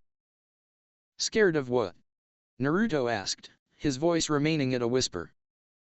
Scared that you wouldn't want anything to do with me once you found out I had given up my humanity to become this, she said as she backed away and became bathed in a bright red light. When it cleared, it showed a huge 9-tailed fox sitting on its hind paws, its large black-tipped tails strewn across the ground in sorrow behind it. This was Helena's demon form, the form of the 9 tails. Thalia let out a gasp and stepped back in shock when she saw Helena's demon form for the first time. Sure, she had seen it in the memory Naruto had shared with her of the Hanzo event, but seeing it in person was something else. Helena noticed the girl's reaction and lowered her head. This is what I gave my humanity up for, Naruto, Thalia. I became what you see to protect those that I cared about. This is both my curse and my blessing. It's my curse because I have outlived all those I have once cared about and will outlive you both. It's my blessing because it allowed me to live when I was dying of a chakra poisoning to such an extent that even father and all his knowledge of chakra could not heal. She spoke sadly. Even if she did not realize it, Helena had just admitted to who her father had been, surprising the two who were staring at her with looks of shock as she became bathed in the red light again and transformed into her normal form. Why, your father was the Rakuto Sennin. Naruto stuttered out, his speech going back to elemental in his shock. Helena nodded sadly as she sat down and brought her knees up to her chin, wrapping her arms around them as she did so. Hi, she replied, also in elemental. I was born as Helena Uzumaki, daughter of Mitsuo, the Rakuto Sennin, and Ryo Uzumaki, a powerful kunoichi with fiery red hair. Older sister to Ashura Senju and Indra Uchiha Uzumaki and named after the great Helena of Troy. She explained in a downtrodden voice. Wait, Naruto said in surprise, you're the daughter of my ancestor. You're an Uzumaki, he asked in shock. Again Helena nodded sadly, yes Naruto-kun, I am an Uzumaki by blood, but that no longer matters due to me being a tailed beast. She admitted. But why would you want to become a tailed beast in the first place? Thalia asked, confused as to why her fellow lover would want such a burden. I mean, I get that you were dying, but why choose to give up your humanity? Helena nodded to her question, but her expression didn't change. I was young and stupid. She said, I thought that I wouldn't be immortal like the others since I came from a human lineage. But I was dying and wanted to protect my family. Sensing the incoming questions from the other two, Helena glanced at them with a blank look. My chakra poisoning wasn't natural. She said, I had followed father to his secret training ground to spy on him, I idealized and admired him for his power, I wanted to be just like him. By all means I was the definition of, daddy's little girl, ... Helena chuckled in dry humor. When I followed him it was because I thought if I could see his training methods and be able to use them to get as strong as he was. I was wrong. She whispered after a moment's pause. Father wasn't training to become stronger like I had thought he was. He'd gone there to hide the pain he was in from the Jubi's chakra, that's one of the only things the legends have right, Naruto-kun, Helena muttered, turning her gaze at the blonde before her as she wiped at her eyes. Any number of tales beyond the sixth must be sealed into a newborn only an hour or two old. My father was 22 when he defeated the 10 tails and didn't meet the requirements for his body to adapt, and the creature being the combined strength of all mine and the other's chakra made it even harder for him to continue living. The last thing I remember before blacking out in a world of pain was rushing to my father's side in worry and a black mass coming from his body before heading straight at me. She said, tears streaming from her eyes in a continuous flow. Naruto and Thalia seeing this rushed to her side and wrapped her in a comforting embrace, each of them allowing her to cry into their shoulders. When I woke up I found my family surrounding me. I couldn't move and it hurt me to even breathe. Helena was suddenly overcome by her sobs as tried to tell her story. My father told me that when I had rushed to his side some of the Jubi's chakra had mixed with mine and poisoned me to such an extent that I would have been within a matter of days. I was devastated and begged them to find a way to save me. I didn't want to die. She stopped and held on to Naruto tightly, as if scared he would vanish. Father had a way though, but it came at a price. He could save me, but it would use all of his chakra. I, being only 12 at the time, agreed without even thinking about the consequences. Here she stopped and cried as she remembered the day she willingly gave up her humanity. Her grip increased around Naruto so much that he felt his bones groan. After a while Helena calmed enough to continue. My father didn't have much time, he'd pushed his life force for as long as he could and only had a year or two left at most, but he gladly gave that up to save me, his only daughter, from a painful death. You see, the way to save me was to turn me into a tailed beast by using father's Banbutsu Sozo and transferring a large percentage of the Jubi's chakra into me. My brothers tried to talk me out of it, they told me there were other ways and that they would gladly take my place, but I shot them down, saying that if I was to take up the burden then I would be protecting my family and friends. That it was my duty as the eldest sibling. Naruto and Thalia exchanged amused smiles. If the willingness to protect others didn't prove that Helena was an Uzumaki, then they didn't know what would. The procedure was painful, she continued, her voice sounding hoarse from her crying, but she was no longer trembling. Father chose to combine my human form with a small fox kit, that in itself was painful enough, but the demonic chakra used to do that was even more so as it merged our bodies and changed my chakra. I passed out again shortly into the procedure and woke up surrounded by the newly created tailed beasts, and my family. She muttered, clutching onto them as tight as she could. Why would demonic chakra be painful? Thalia asked, confused. Having only just recently found out about the body's energies, she didn't know much about the subject. Especially not of any other kind than human. She blushed when the others turned to her with a bewildered looks. I mean, I've seen what happens when Naruto overuses U chakra, Helena, but all the other times it looks like it heals him. Why would the procedure be any different? Naruto chuckled and shook his head as he ran a hand through Helena's hair. The vixen seemed to calm slightly at the touch, but only just. I keep forgetting how new you are to the ways of chakra, Thalia. He said. Thalia huffed, but didn't say anything. But, anyway, he continued, chakra is the combined essence of the physical energy present in every cell of the body and the spiritual energy gained from exercise and experience. A necessity for even the most basic ninja technique, and by molding it various ways it is used in techniques, or jutsu as they're called. Hand signs are the most common way to do this. Thalia nodded, she knew all this already. I get that, but why dash? She was silenced when Naruto put a finger to her lips. I'm getting to that, Thalia. He said, and paused to gather his thoughts. Demonic chakra, he began after a moment. Is the exact opposite of that, it's always swirling out of control and extremely unpredictable. I can, given I draw on enough of it, use it to make chakra. Arms and supercharge a jutsu. He said, much to Thalia's amazement. Helena nodded to show Naruto was on target with his explanation. However, Naruto continued, drawing on too much of such an unnatural chakra source is dangerous to both my mind and body, and more of my animalistic instincts come into play the more I use. I haven't had much chance to train with Helena's chakra since I need to be somewhere where it wouldn't draw a normal human's attention with the bloodlust it radiates. Currently, my body can handle 2 taels worth of chakra, 3 if I really push it, but any more than that and I completely lose it. I lose control when I go past the amount of chakra I can safely use and control. When Helena gave me chakra after I had gone over that amount in my fight with Ares, I was simultaneously expelling it into the air so I could use the Kirin. Had I not, then it would have started to burn my skin while it healed me, shortening my lifespan. Thalia's eyes widened at the implications.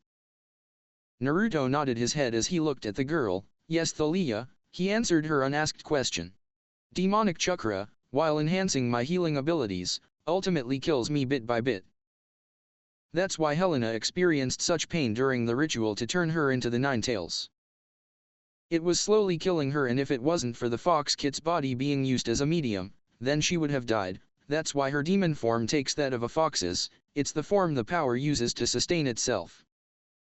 Helena nodded rapidly to show Naruto's explanation was true. She did, however, find it amazing that Naruto had been able to glean all that information from her explanation. Though, he said, turning to face Helena again, and deciding to get back to the main reason for this discussion. What I fail to see is why the gods forbade you and the other tailed beasts from telling anyone this. And where's the cave at? Helena sighed as she tried to steady her nerves.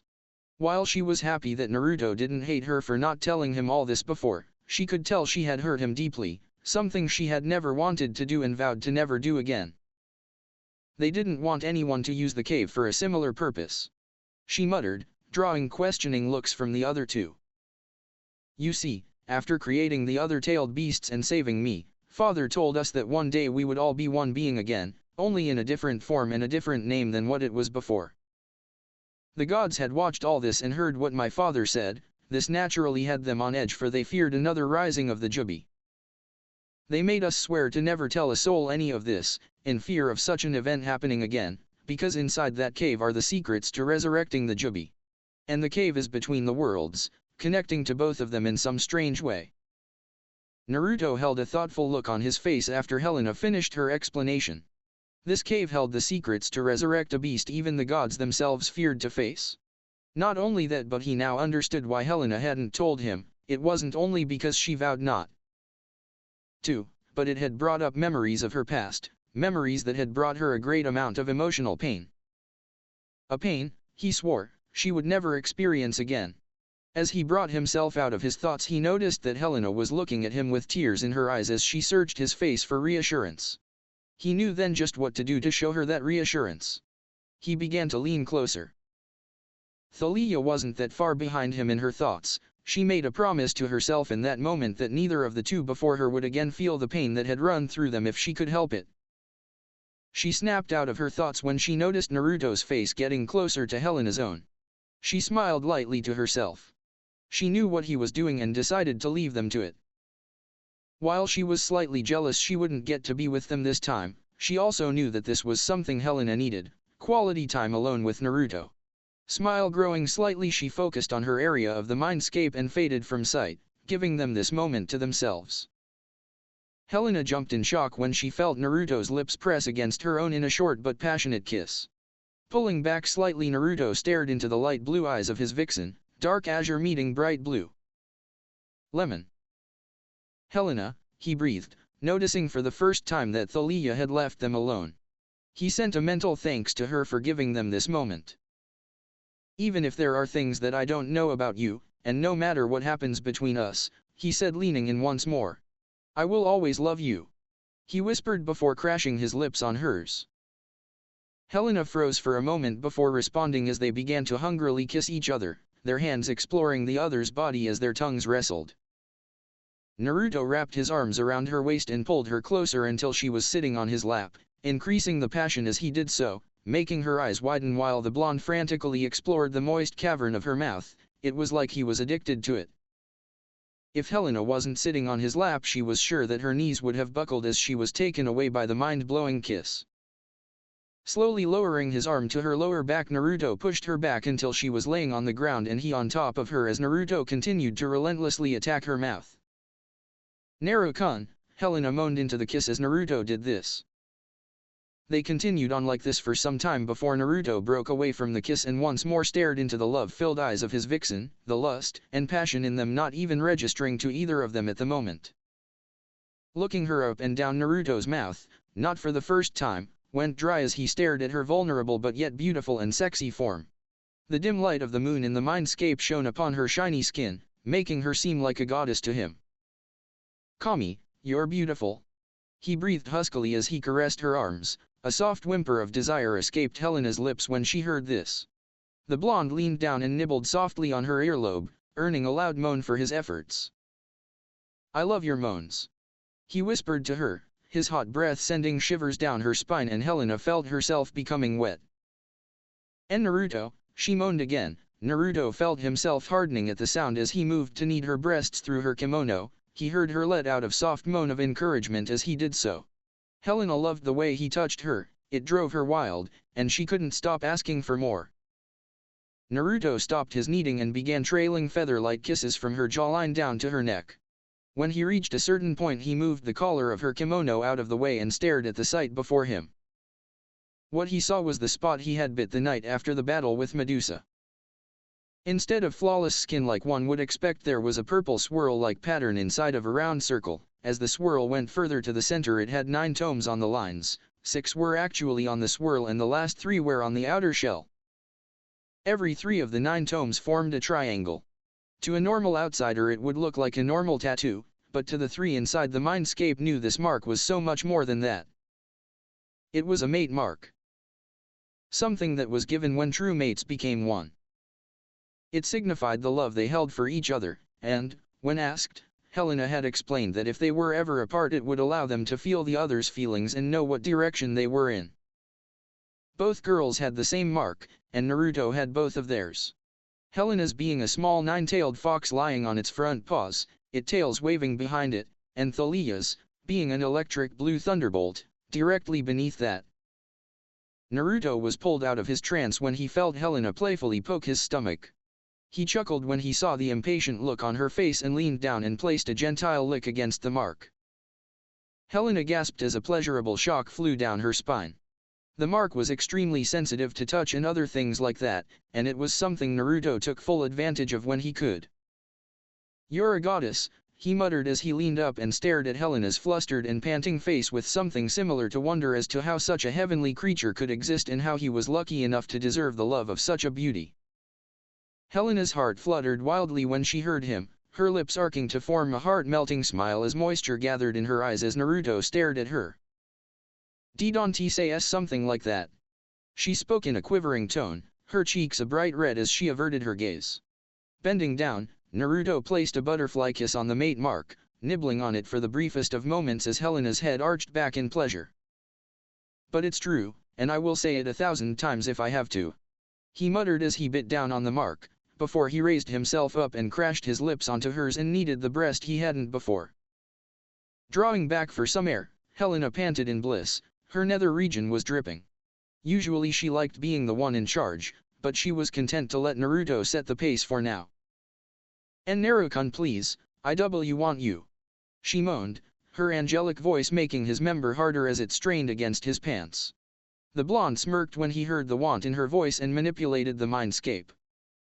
Helena gasped when she felt the cool air on her suddenly naked body. That gasp was quickly muffled when Naruto's lips covered her own and furiously rubbed against them. His hands treaded upwards to capture her plump voluptuous mounds. Helena moaned again at his touch and retracted from the kiss. But Naruto didn't relieve her and once again captured her lips, kissing her gently and affectionately as he drank in her moans while he continued to knead her breasts. "You're mine," he whispered into the kiss, giving her breasts a soft squeeze and ground his cock against her wet region. A throaty moan escaped Helena's lips as they continued making out, their eyes closed in unimaginable pleasure as their hands roamed the other's body. Pulling back for some air, Naruto gazed at the one beneath him. Her eyes were closed as she panted. Naruto's eyes softened as he gazed at her form. If didn't already know she wasn't a goddess, he'd be convinced that she was. Bending down, the whiskered blonde gave a slow lick to her right erect nipple, while his left hand continued to knead her other breast. Helena arched her back in pleasure. Her body was burning hot with desire right now. She couldn't believe just how much the blonde above her could drive her crazy. It was heaven. More please Koi," she spoke in a raspy voice making him smirk. Happy to oblige, Naruto leaned down again and began to nibble on the enticing pink bud hungrily while his other hand pinched the other protruding nipple. His knees rubbed against her lower lips, making her moans louder. Both their bodies were sweaty as they rubbed against each other, not wanting this to end. A moment later Naruto's mouth completely engulfed her nipple and began to suck on it, and Helena clutched his spiky hair tightly in one hand while the other gripped the grass of the mindscape. Letting the breast go with an audible pop, he moved to the other while his hand began to roll the saliva-coated nipple between his fingers. He bit down and the pink appendage between his teeth lightly. Helena gasped beneath him and squirmed in pleasure. Her hand gripping his blonde locks tightened its grip. "Why Yuri perfect, Lena-chan," he panted making her cheeks flush brighter. "Don't embarrass me," she began with a mutter but ended in a moan when Naruto used both his hands to pinch her nipples. "And you smell heavenly too," he whispered, sliding down to her dripping core and took in a whiff of her scent. It was intoxicating, and his shaft was painfully hard at the moment. But he controlled himself. He would give her pleasure. She needed it after telling such a painful story. Helena could feel herself losing control. Her face was flushed with a crimson blush, her heart pounded wildly, and butterflies danced in her stomach. Everything was happening all at once. "Heitadakamesu," Naruto muttered with a small smile before leaning forward and giving her dripping pussy lips a lick. "Ah!" Helena moaned loudly as a shudder ran through her. Naruto had a large smile on his face at the sound, and he licked his lips. "Naruto please more," she pleaded panting in desperation, a sheen of sweat covering her form, giving it an almost ethereal glow. Naruto smirked coyly at her, and brought a finger up to rub against her entrance. "What was that Heim? I didn't quite hear you." He spoke. Helena flushed more as he continued to tease her. Please, Naruto," she almost shouted, thrusting her drenched nether region upwards and stretching her pussy lips apart, allowing the blonde a view of the soaking insides. His mouth went dry at the sight and without wasting any time latched his lips against her in a hungry fury, thrusting his tongue in as he licked her insides, immensely enjoying the taste of her love juices. Ah! The vixen moaned loudly as she wrapped her legs around his head, using her thighs to push him as deep as he could, her hands almost ripping out patches of hair as she fisted them in his hair. "And Naru, I am coming," she moaned loudly, her legs grip on his head becoming vice-like, as she arched her back and her whole body shook with an earth-shattering orgasm. Naruto had to wonder as to how he didn't drown as he drank up her juices while her sweaty body shuddered in pleasure. Prying her legs from his head, Naruto looked up at her in wonder. Her creamy skin was covered in a layer of sweat and her face held a dreamy smile. Noticing her body starting to shiver as she continued to pant, Naruto looked at her in worry. "Lina-chan," he asked in concern. His eyes widened when he suddenly found himself lying on his back, Helena on top of him, with an absolutely feral look in her eyes. In her excited state she had, and with a surprising amount of strength, rolled them over. She immediately bent down and crashed her lips against his, kissing him hungrily, almost in a manner of animalistic passion. Naruto, of course, wasn't complaining and kissed back, with just as much fever. Her hands began to travel his lean and muscular body, his well-built chest, six-packs, his biceps. Naruto wondered in amazement as her hands explored his body, where had this suddenly come from? Helena leaned back, a trail of saliva still connecting them. Naruto's eyes held a glazed look while Helena continued to pant, her hands on his chest and her tails waving behind her in excitement. "And now it's my turn, and Naruto-koi," she spoke, her voice quivering again as she struggled to keep herself from just ravishing the blonde. Her insides were burning with desire, she wanted him, and she wanted him now. But first she wanted to repay him for the pleasure he had given her. Leaning down, Helena trailed kiss down his jaw as two soft and warm hands reached down and started slowly stroking his throbbing member. A groan slipped from his lips as his hips thrust into her hands on instinct. A smile crept up on Helena's face as she trailed kisses all over his body. How does it feel? Naruto-koi," she whispered, rising up and nibbling on his ear. A loud throaty groan was her response as Naruto's eyes closed in pleasure.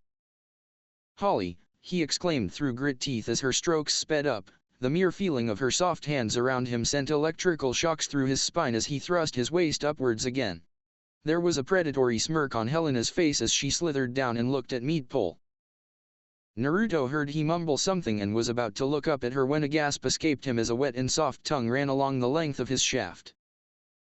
"Helena damn," he growled in pleasure, his hands gripping the ground as Helena began to slowly lick the tip of his shaft, her pace gradually increasing as she teased him. "Lina," he called softly. The Biju looked at him in mock curiosity. "Yes, Koi," she asked softly, a proud smile on her face when saw his blissful expression. Hurry please." Naruto grunted out. "Oh," she mused playfully, softly blowing on the tip of his cock, making it twitch. "And what is it I should hurry with, Naruto-koi?" she asked sensually, her voice extremely erotic. "Fuck!" Naruto exclaimed in pleasure as she continued blowing on his member. Where had this perverted Helena come from?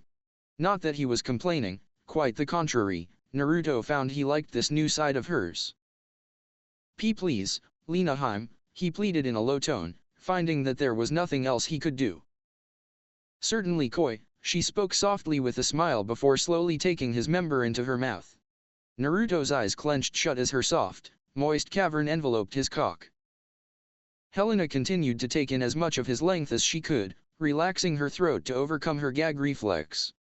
By now, Naruto had lost any awareness of his surroundings as he found himself lost in the pleasure being given to him. Helena's warm mouth coating his member was sending waves of pleasure throughout his body. His length now completely in her mouth, Helena slowly released his cock until only the head remained in her mouth before taking the complete length back in.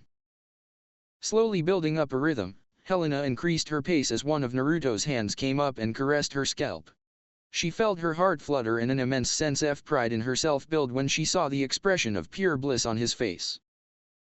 He warned of his impending release, and shivered when the feeling of cool air on his saliva-coated shaft when Helena's mouth left his cock. Looking up, Naruto saw Helena sitting there, whipping her lips, and smirking at him in lust. "Wide Kami," he exclaimed as a heavenly feeling suddenly encompassed his member. How does this feel, Naruto?" Helena asked with a light blush, supporting the base of her breasts as she tried a new way of pleasing her blonde. His cock was currently in between two glorious globes of flesh, sliding in and out of Helena's cleavage while her sweaty breast engulfed it in a warm embrace. Naruto could honestly say that if he were to die at the moment, then he would go out as the happiest man in the world. He couldn't feel anything else other than his rock-hard cock being covered by soft, warm, sweaty, and slippery breasts. "Oh, Helena-chan." He grit his teeth. He could feel his release building quickly and tried to hold it off for as long as he could. Helena had her eyes closed, her cheeks tinted a shade of light pink as she moaned in pleasure. She hadn't expected this to feel as good to her as it did him.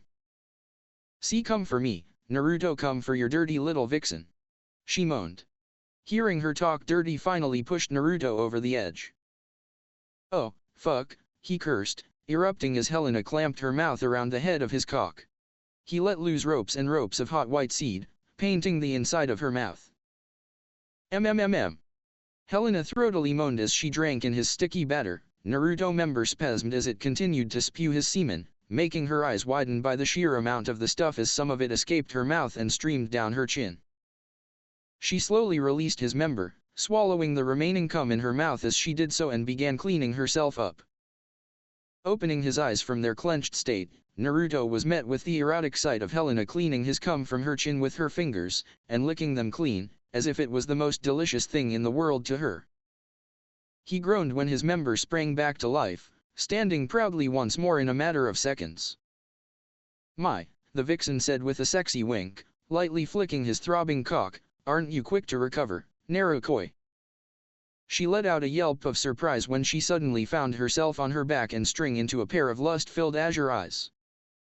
"You're mine," he growled possessively against her ear, using his knee to spread her legs and rubbed himself against her dripping entrance, his hands on either side of her head as he supported himself.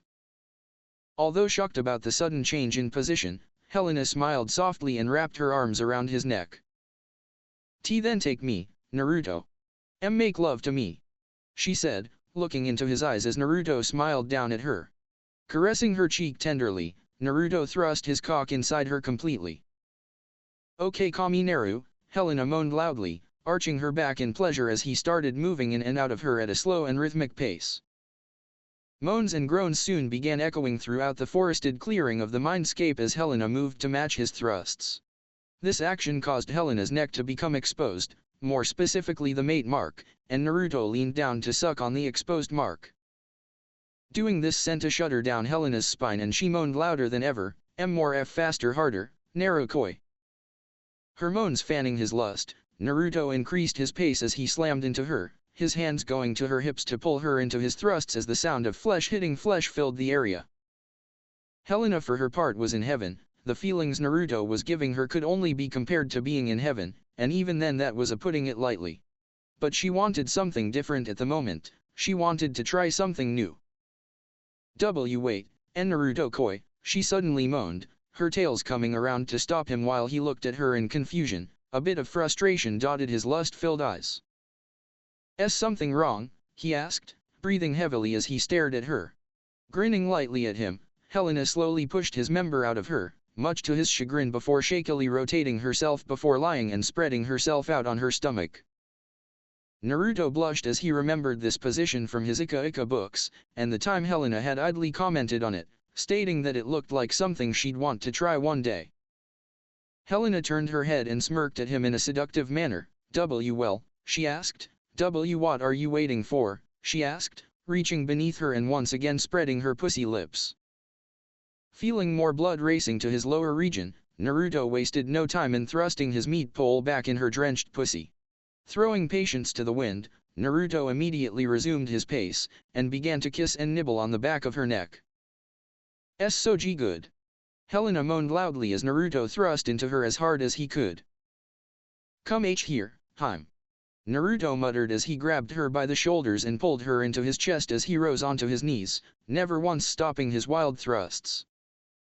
He reached forward and began to massage her voluptuous breasts from behind, giving her nipples an occasional pinch as he increased the pace of his thrusts. Both of them could feel their ends nearing. Naruto Keikoi, she moaned, lifting her arms to wrap them around his neck and turning her head. "Kiss me," she grunted. Naruto happily complied as his lips left her neck and met hers in a fiery kiss. "Lena, he whispered into the kiss, trying to warn of his impending release, but was interrupted when Helena moaned loudly. I am coming," she screamed as her walls clamped down on his cock. The feeling of her walls tightly clenching around him pushed Naruto over the edge and he let out a loud groan as he buried himself inside her and came, painting her insides white. Both of them fell to the ground, panting as they recovered from their post-orgasmic bliss. Lemon end. Wow, Helena panted out as she snuggled into Naruto's chest. Her face practically glowing from the immense happiness she felt while Naruto wrapped an arm around her and caressed her side. Naruto chuckled, a small smile adorning his face as he looked to the panting vixen beside him. "You took the words right out of my mouth," he spoke, leaning down and kissed her forehead lovingly. "I love you, Naruto Uzumaki, so much," Helena said, opening her eyes and staring at him dreamily, an angelic smile blooming on her face. "And I you, Helena Uzumaki," Naruto replied, using her former and, he hoped, future surname. Helena's smile grew and she reached up to stroke one of his whiskered cheeks with her soft hand. Naruto leaned into her hand. "Damn, what did I do to deserve someone like this?" Naruto questioned himself mentally with a smile. However, that expression grew nervous when he noticed Helena gain a devilish smirk. What are you planning?" he asked with a questioning expression when she climbed onto him and straddled his waist with a speed that completely defied her previously exhausted state. Not that he was complaining. Helena smirked perversely at him as she reached down and began to stroke his member. "We still have a day before the train gets to Denver, Koi, and we have a lot of making up to do," she exclaimed in glee as Naruto gained a smirk of his own. "Gotta love that stamina," he praised, before groaning when Helena increased the pace of her stroking. It took several more hours to fully satisfy Helena, and when they were done her face was practically glowing. The smile she wore after they were done vaguely reminded him of a green spandex-wearing ninja he'd seen back in Konoha, but in a good way instead of scary. Thalia had joined in with the fun halfway through the night after she had deemed it enough time for them to make up. Needless to say, once they had managed to wear themselves out enough to get some sleep, Naruto had two extremely satisfied women snuggling into his chest, mirrored expressions of satisfaction plastered on their faces. Naruto found himself standing before a huge pit, an evil laugh echoing up from its great depths. "I see," it said, "the exchange went well then." Naruto looked around his surroundings, trying to find any clue as to where he was. What he found, though, did not give him any good ideas. He was in a dark cavern, damp and high walls stood several yards to his sides, each leading to a dark ceiling high above him. So high that Naruto could hardly make out the pointed stalactites through the cloud of darkness surrounding them. The huge, bottomless pit's edge was only a few mere feet in front of him. He knew where he was and what was before him. This was Tartarus, the primordial abyss, and the resting place of the Titan King, Cronus. "Yes, my lord." A new voice spoke, the same voice from Ares' memories, and this time directly beside him. Naruto's head jerked in the direction of the voice, only to find no one there. "The heroes have what you want and are on their way, just as planned," the familiar voice said. "And the Rinnegan wielder, does suspect you?" the thing in the pit asked. When it spoke, Naruto felt it radiating a numbing power, but he shrugged it off. Helena and Thalia produced far more power when they were angry. The other voice paused for a moment, as if it was contemplating what to say. "I am unsure, my lord. But I am confident that he has not figured me out." "You fool," the thing in the pit roared. "The boy is a shinobi. He has been trained to detect deception. You'll be lucky enough if he hasn't discovered who you are yet." But, my lord dash. Silence. "He has already proven to be stronger than that fool, Ares. If his power is allowed to grow, wait, he is here." "What?" the servant asked, suddenly sounding tense. "You summoned him, my lord?" "No," the voice answered before Naruto found himself with its full attention. Now that he was at the center of the power, he could feel the goosebumps forming on his arms. But it still wasn't enough to make him freeze in place. Blast his ancestors' blood, this one is too powerful and unpredictable. The boy brought himself here. "Impossible," the servant cried. For a weakling like you, perhaps. The voice snarled, but I have watched the realms since I was cast into this abyss, I know just what a wielder of Rinnegan is capable of. It said before once again turning its attention back to Naruto. So little half-blood, you wish to know what lies at the end of your prophecy? I will oblige you then. The scene changed. Now Naruto was standing in the middle of a crater, the remains of small buildings lining its edge, and a large amount of dust covered the area. And through the dust Naruto was able to make out a figure standing there, its jade-green eyes staring at him from where their owner stood. Naruto and the figure continued to stare at each other for several minutes before those jade eyes morphed into a very familiar sight. Naruto stared in shock at the new eyes. They were familiar to him because he himself had those same eyes, only these were stronger than his. Rinnegan, he muttered, staring at the pair eyes with 4 rings in each. The figure suddenly began chuckling, and it grew louder and louder until it was full-blown laughter. Shinra Tensei. Naruto awoke with a start. Percy was shaking his shoulder, looking worried. You alright, Naruto? Naruto nodded shakily, his face drenched in sweat, the other Rinnegan wielder's laughter still echoing in his ears. Why yeah, he managed to get out, looking around and see Grover and Annabeth standing in the walkway, also having looks of worry. Really guys, I'm fine. He assured, smiling at them. It was then that he noticed that the train wasn't moving and the dining car was almost empty. Why aren't we moving? He asked. The train just rolled into the station. Annabeth answered, before a look of annoyance crossed her face. You slept through almost the entire day, she exclaimed as Percy stepped away from the seat to allow Naruto to slide out of the booth. Really?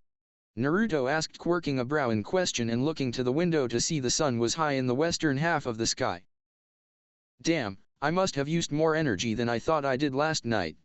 He thought, blushing beneath his mask as he reached up and rubbed his neck, where the mate marks pulsed warmly in response. Sorry, he said as he turned back to the others. Annabeth rolled her eyes and turned down the aisle and started walking away, her arms crossed and a frown etched deeply on her face. Eyebrow quirked in question, Naruto turned to the other two in the group. What's up with her? He asked, jerking a thumb at Annabeth's retreating form. She didn't get a lot of sleep last night. Grover sighed as he shook his head, that and neither of us have eaten since then. Which was somewhere in Kansas, I think. He added as an afterthought. Okay then, Naruto said before looking to Percy as they stepped off the train, what's the plan for today? Well, first we figured that we'd contact the camp, just to check up on the situation there, and then find something to eat. The dark-haired half-blood answered, looking to the more experienced of the two. Naruto nodded, that seemed like a good plan, that and he had to talk to Kirin about his recent dreams/memories. Sounds like a plan. He said, and fell into step behind the irritated girl. Naruto's mouth went dry and his heart pounded in his chest as he took in the sight before him. Are you sure this is the place, Lina-chan? He could feel the vixen's nod. Yeah, this is the place, Naruto. She said, releasing a sad sigh. Naruto could understand why she would be sad, after all he would be too if he was returning to the last place he saw his father alive. And even though Helena had shared her past with him and Thalia, it still brought her pain to think about the topic, and it brought Naruto no joy in what he was about, the place he was about to enter into. He gulped and turned his attention back to the area around him. He was standing in the center of a forested clearing, staring at a wall of solid rock. No sounds came from the trees as even the birds and other wildlife fell silent to the feeling hanging in the air. The feeling was that of fear, a fear so intense that he could feel himself shaking. Oh yeah, the helm is definitely here. The feeling of fear in the area is making me want to run away and never look back. He thought, barely resisting the urge to do just that. You got that right, Thalia answered from the amulet, wrapping her arms around herself to stop the shivers that were raking across her body. I've never felt so scared in my life. But what do you think made Ares want to hide the helm of darkness here? She asked curiously. I have no idea, Leah-chan. He probably did so because he didn't think anyone knew of the place, let alone a ninja with a biju sealed inside him and a wielder of the strongest jujutsu to ever exist would be the one retrieving the thing. Naruto thought back to her absently, allowing his hand to stray across the hilt of the sword sheathed at his waist. It wasn't something he did often, but when he found the need to keep his sword unsealed, and with him he unsealed the scabbard that had accompanied it in the scroll and hooked it to his belt. Which raises the question, Thalia continued, unaware of her lover's thoughts. Where the hell is the cave? All I see is a big wall of rock, so unless the place is under the girl started, before the answer abruptly came to her. Oh, genjutsu, right.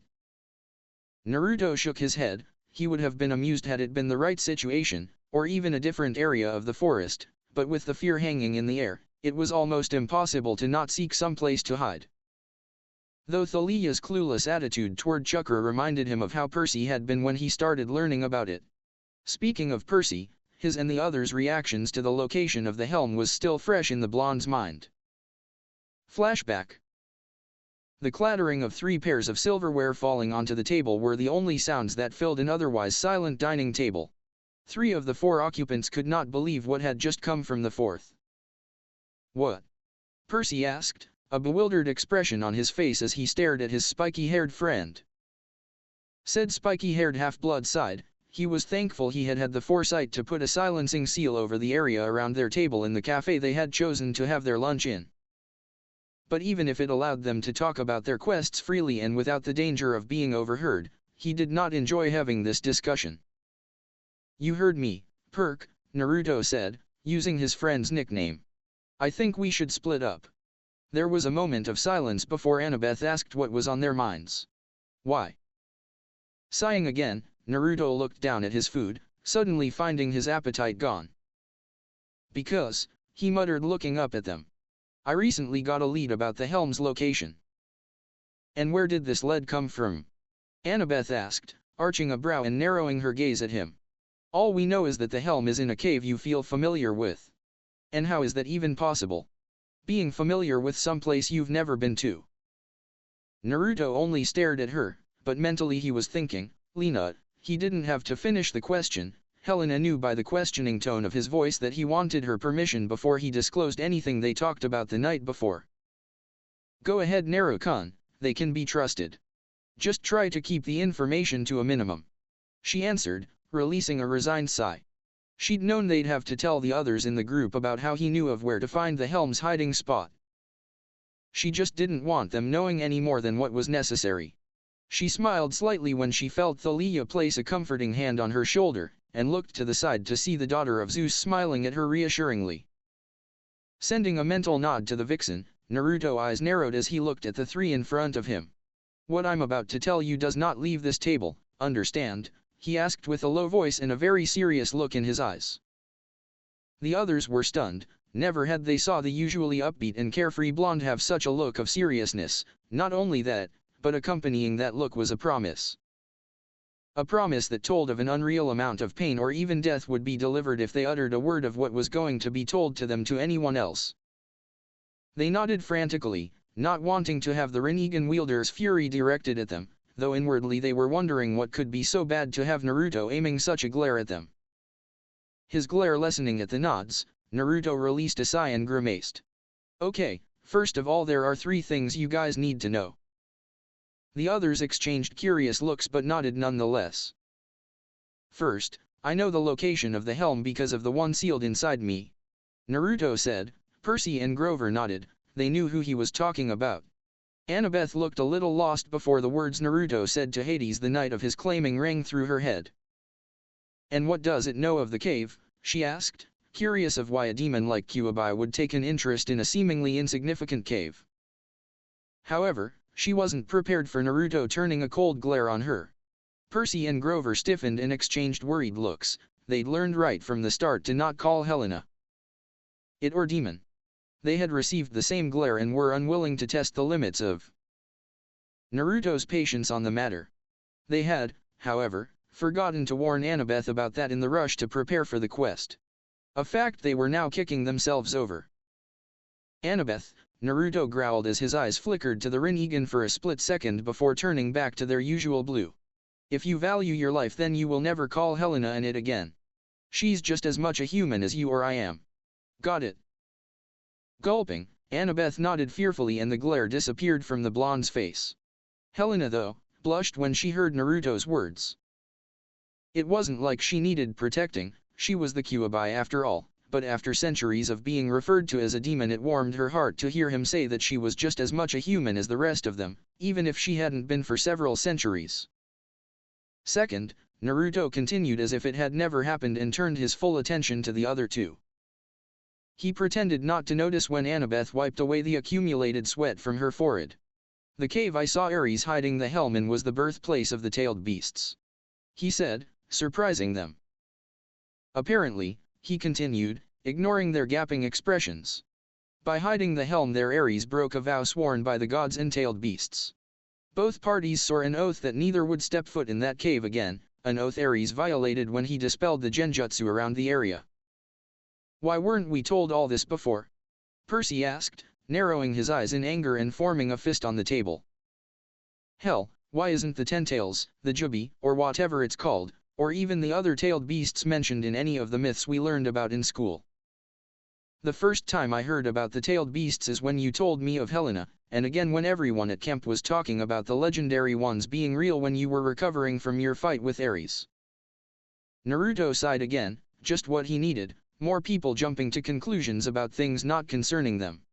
Because Percy, he muttered in annoyance. The time of the Biju was after the Rakuto defeated the Jubi and after he and his followers had settled the ninja realm. The only ones who know of them in this world are the children of the gods, who think they're mere myths, and the gods themselves, who wiped any mention of the beast from history. Neither Percy nor Annabeth spoke after Naruto's brief but true explanation. They just couldn't understand why the gods would wipe away knowledge of the Jubi from history.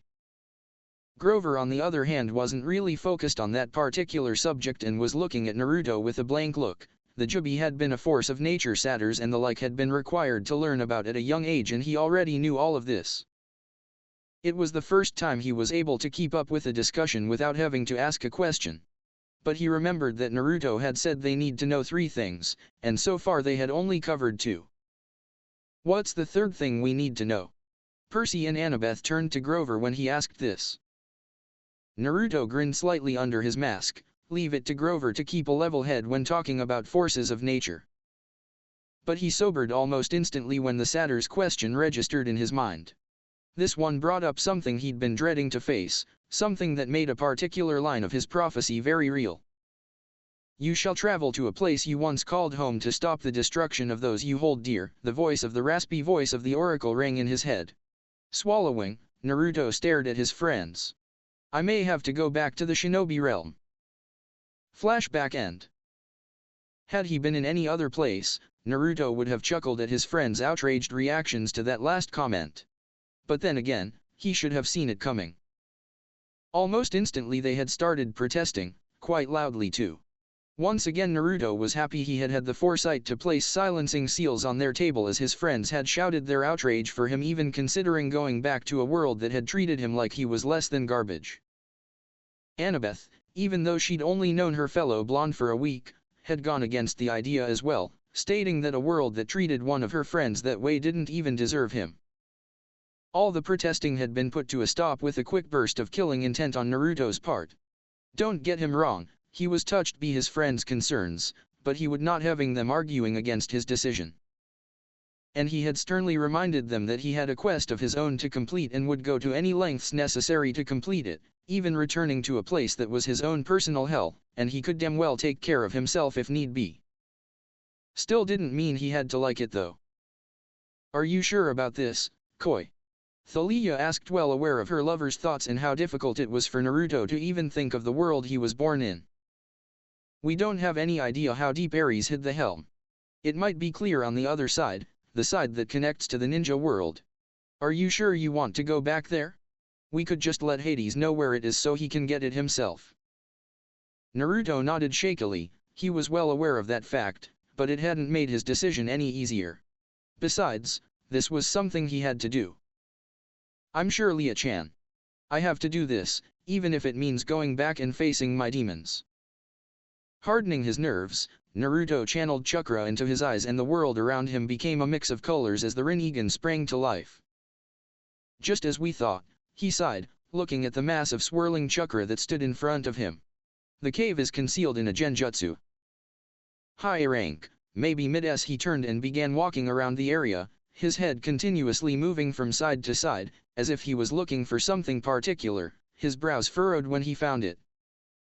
There are 5 concealment seals around the area, each with a warding array on top of that.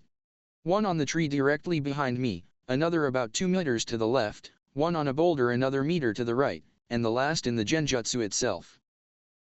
Each needs to be removed at the same time to successfully cancel out the wards. He thought as he completed his circuit around the clearing and came to a stop in his original spot, glaring up at the massive wall of chakra where a ceiling tag with the kanji 4 ward floated within, behind which lay the entrance to the cave. I may come from a family who specialize in seals, and be good enough to make and understand my own, but damn if this one isn't the most complicated one I've come across. Not to mention that it's layered with a genjutsu. He thought, mentally groaning, did this have to be harder than it already was? Did you know of the precautions the gods set up to hide this cave from the outside world, Lena? He asked the redhead in his navel. Helena shook her head after taking a look through Naruto's eyes. No, Naruto-kun. I only knew of the genjutsu father placed over the entrances. The gods must have come back later and added the warding seals, though it wouldn't surprise me if the seals were of Ares' doing. He may have been arrogant, but even he knows everything has a weakness, and he is rather good with seals. He probably placed them here for extra insurance. Naruto nodded to her logic, but sighed, but did he have to use this particular array? I swear if I was as naive as I was before coming to this world, then I would say he's compensating for something. Even then I'm beginning to wonder. Had the immense feeling of fear not been hanging in the air around them, the girls would have giggled at his words. Even then their lips arched a bit. Okay, enough with that, Thalia said, shaking her head at Naruto's insult to Ares. I do believe we came here for a reason, and I don't know about you two, but I would not like to hang around here much longer, so can we hurry up and get what we came for, please? Naruto nodded. He didn't have the time to stand there cracking jokes. He had to get the helm and get back to the others, especially since the solstice was nearing. Straightening his posture, Naruto made a quick hand sign and created 4 clones. Looks of seriousness could be seen on what was visible on their faces. With a silent nod from each of them as his eyes met those of his copies, Naruto sent his clones off to find the other ceiling tags while he himself jumped onto the cliff face, using chakra to stick just above where the genjutsu ended and where real rock began. Receiving mental confirmations that each of the clones was in position, Naruto reached forward. Just as it looked like his hand was about to hit the surface of the rock, it sank past the surface, sending water like ripples across the rock face. Smirking beneath his mask, Naruto reached further and clutched the top of the ceiling tag. Mentally counting down from 5, Naruto and his clones tightened their grips on the tags and ripped them from the objects holding them. Almost instantly there was an effect as a large pulse of chakra was ejected from the ceiling tags, dispelling the clones and sending Naruto through the air and right into a tree. He hit it and slid to the ground with a groan of pain. What was that? He asked himself, rubbing his sore back as he shakily got back to his feet, only to fall to the ground again as a painful jolt came from his ankle. Damn it! I must have hurt it somehow when I was thrown into the tree. Helena, you think you could? Already on it, Naru, Helena interrupted, already working to heal his ankle with her chakra. Naruto sighed in relief when he felt her chakra at work and the pain start to dissipate. Any ideas on what caused that pulse of chakra? He asked once the pain had subsided a few moments later as he gingerly got to his feet. He sighed again when he was able to stand without any difficulties. The girls could only shake their heads at his question, neither of them knew quite what that was. I'm not sure, but maybe we should hurry. Ares could have felt that pulse and might come to investigate. You got that right, Thalia-chan, Naruto agreed, but a genjutsu of this level is going to require the right seal sequence rather than a pulse of chakra to dispel it, he said before turning his attention to the suddenly silent vixen. Helena, he quietly urged her. If the situation didn't require this, then he wouldn't even be near the cave. But with Ares' choice of a place to hide the helm, he needed her full cooperation. Helena sighed sadly. I know, Naruto, she said, though her tone of voice made it clear that she did not want to be there any more than the others. The hand seals are Inu, Tatsu, Tora, Saru, Tori, Ushi, you, me, I, Tatsu, Tori, Inu, you, Tora, Saru, Eni, Ushi, I, me, Inu, Tatsu, Eni, Uma, Saru, you, Hitsuji, Tori, Tora, you, Tatsu, Inu and Hitsuji. Helena listed off the order from memory. She had gone over them time and time again over the centuries since becoming the Kyuubi and knew them by heart. Naruto nodded and began the sequence at a slow pace and steadily began to pick up speed as he went through them. By the time he reached, his hands were a blur. Forming the last seal, Naruto looked up at the Genjutsu concealed cave. Release, he shouted, pulsing his chakra throughout the area. There was an instant effect as the Genjutsu began to waver before it flickered and then dropped completely, revealing the dark entrance to the cave in front of him. Naruto heard Helena's sharp intake of breath and Thalia's gasp of surprise at the sight of the entrance. He knew beyond a shadow of a doubt that this was the cave he needed. The very feeling around it was of a chakra so strong that the owner would run circles around him if it wanted to, mixed with the fear the helm gave off. Naruto felt himself beginning to sweat under the pressure before he steeled his nerves once more and took a breath. Well, this is it, he thought, beginning to walk towards it. I'm still not sure this is a good idea. Thalia took one last chance to reaffirm her opinion. Let's just get this over with, Helena muttered as she wrapped her arms around her knees. Naruto only nodded to them to show he heard before he stepped through the entrance. Damn it! Konan Harakan grumbled in annoyance as she moved around her and Naruto's home, making sure to close all the curtains on the windows. The reason for her annoyance was pretty obvious to see, because every time she came to a window a TV reporter and a camera crew would appear and start snapping pictures of her through the window before she could close the blinds. Due to the speed she was traveling around the apartment, it looked as if all the curtains were losing at once from the outside. For the last 2 weeks since she had last seen Naruto, she had been harassed by reporters from every news station in the city, each and every one of them asking for any information she could give on her son and what her thoughts were with his involvement with the disappearance of her co-worker Sally Jackson and the accusations of one Gabriel Ugliano. The only response Konan had given them was, "I don't care what you've heard from that fat slob who calls himself Sally's husband. I know for a fact Naruto, my son, would never do a thing you're accusing him and Percy of doing." It was after that Konan had taken the camera from them and thrown it against the nearest building before turning a threatening glare on them, even channeling a bit of her chakra into her eyes to make them glow and look a bit more threatening. A trick she had picked up from her son when she saw him using the Rinnegan. Needless to say, the camera crew and reporter quickly hightailed it out of the area. These guys sure are persistent, she thought to herself as she slid the last of the curtains closed and sighed in relief. Even after the clear warning she had given the news teams, they still kept badgering her for answers. It was really starting to get annoying. Though it does keep me on my toes. A small smirk adorned her face at this thought as she moved into the living room and slumped down on the couch. If Konan really had to say it, she was grateful for the reporters following her around, as it allowed her to sharpen her kunoichi senses, which, admittedly, had started to dull a bit since coming to this realm. Konan groaned in annoyance. The last thing that she had wanted was to allow her hard-earned shinobi skills to rust, but that was what she'd done. She made up her mind right then that she would pick up her training as soon as all the fuss over her son and his friend had died down. That is, if they make it through their little quest. Konan immediately sprang to her feet at the sound of an unknown voice. Let it be known, while her skills were rusty, they were still there. "Who's there?" she asked threateningly as she fell into a fighting stance, her head looking around the room wildly in search for the voice's search as a kunao appeared in her hand from beneath her shirt sleeve. The voice chuckled. Far more warmly than what it had been when it first spoke. "At peace, Konan. I am of no threat to you." Konan's eyes narrowed and finally located the voice in a dark corner of the living room, from where she now felt a fairly powerful presence. Not much of a threat normally, if she had kept up with her training, but now a sizable threat since her skills weren't what they were before. "I'll decide whether you're a threat or not after you stop hiding and show me your face," she warned, raising her kunao to show she was serious. There was a mock groan from the figure in the shadows, and Konan suddenly got the feeling that the person was pouting at her. "I'm hurt, Konan. After all, I'd expect you to remember me, it's only been 6 years since the last time we saw each other. The figure said as it took a step out of the shadows.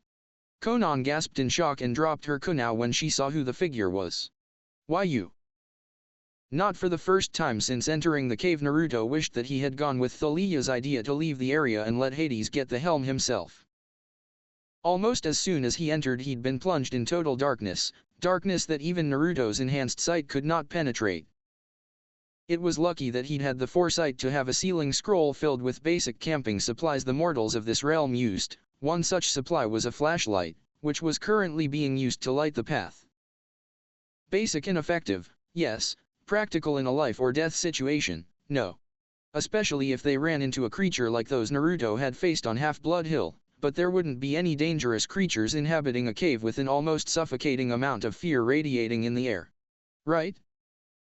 There might be, but I hope for their sake there isn't, or they're not gonna get the chance to regret the decision to enter this place.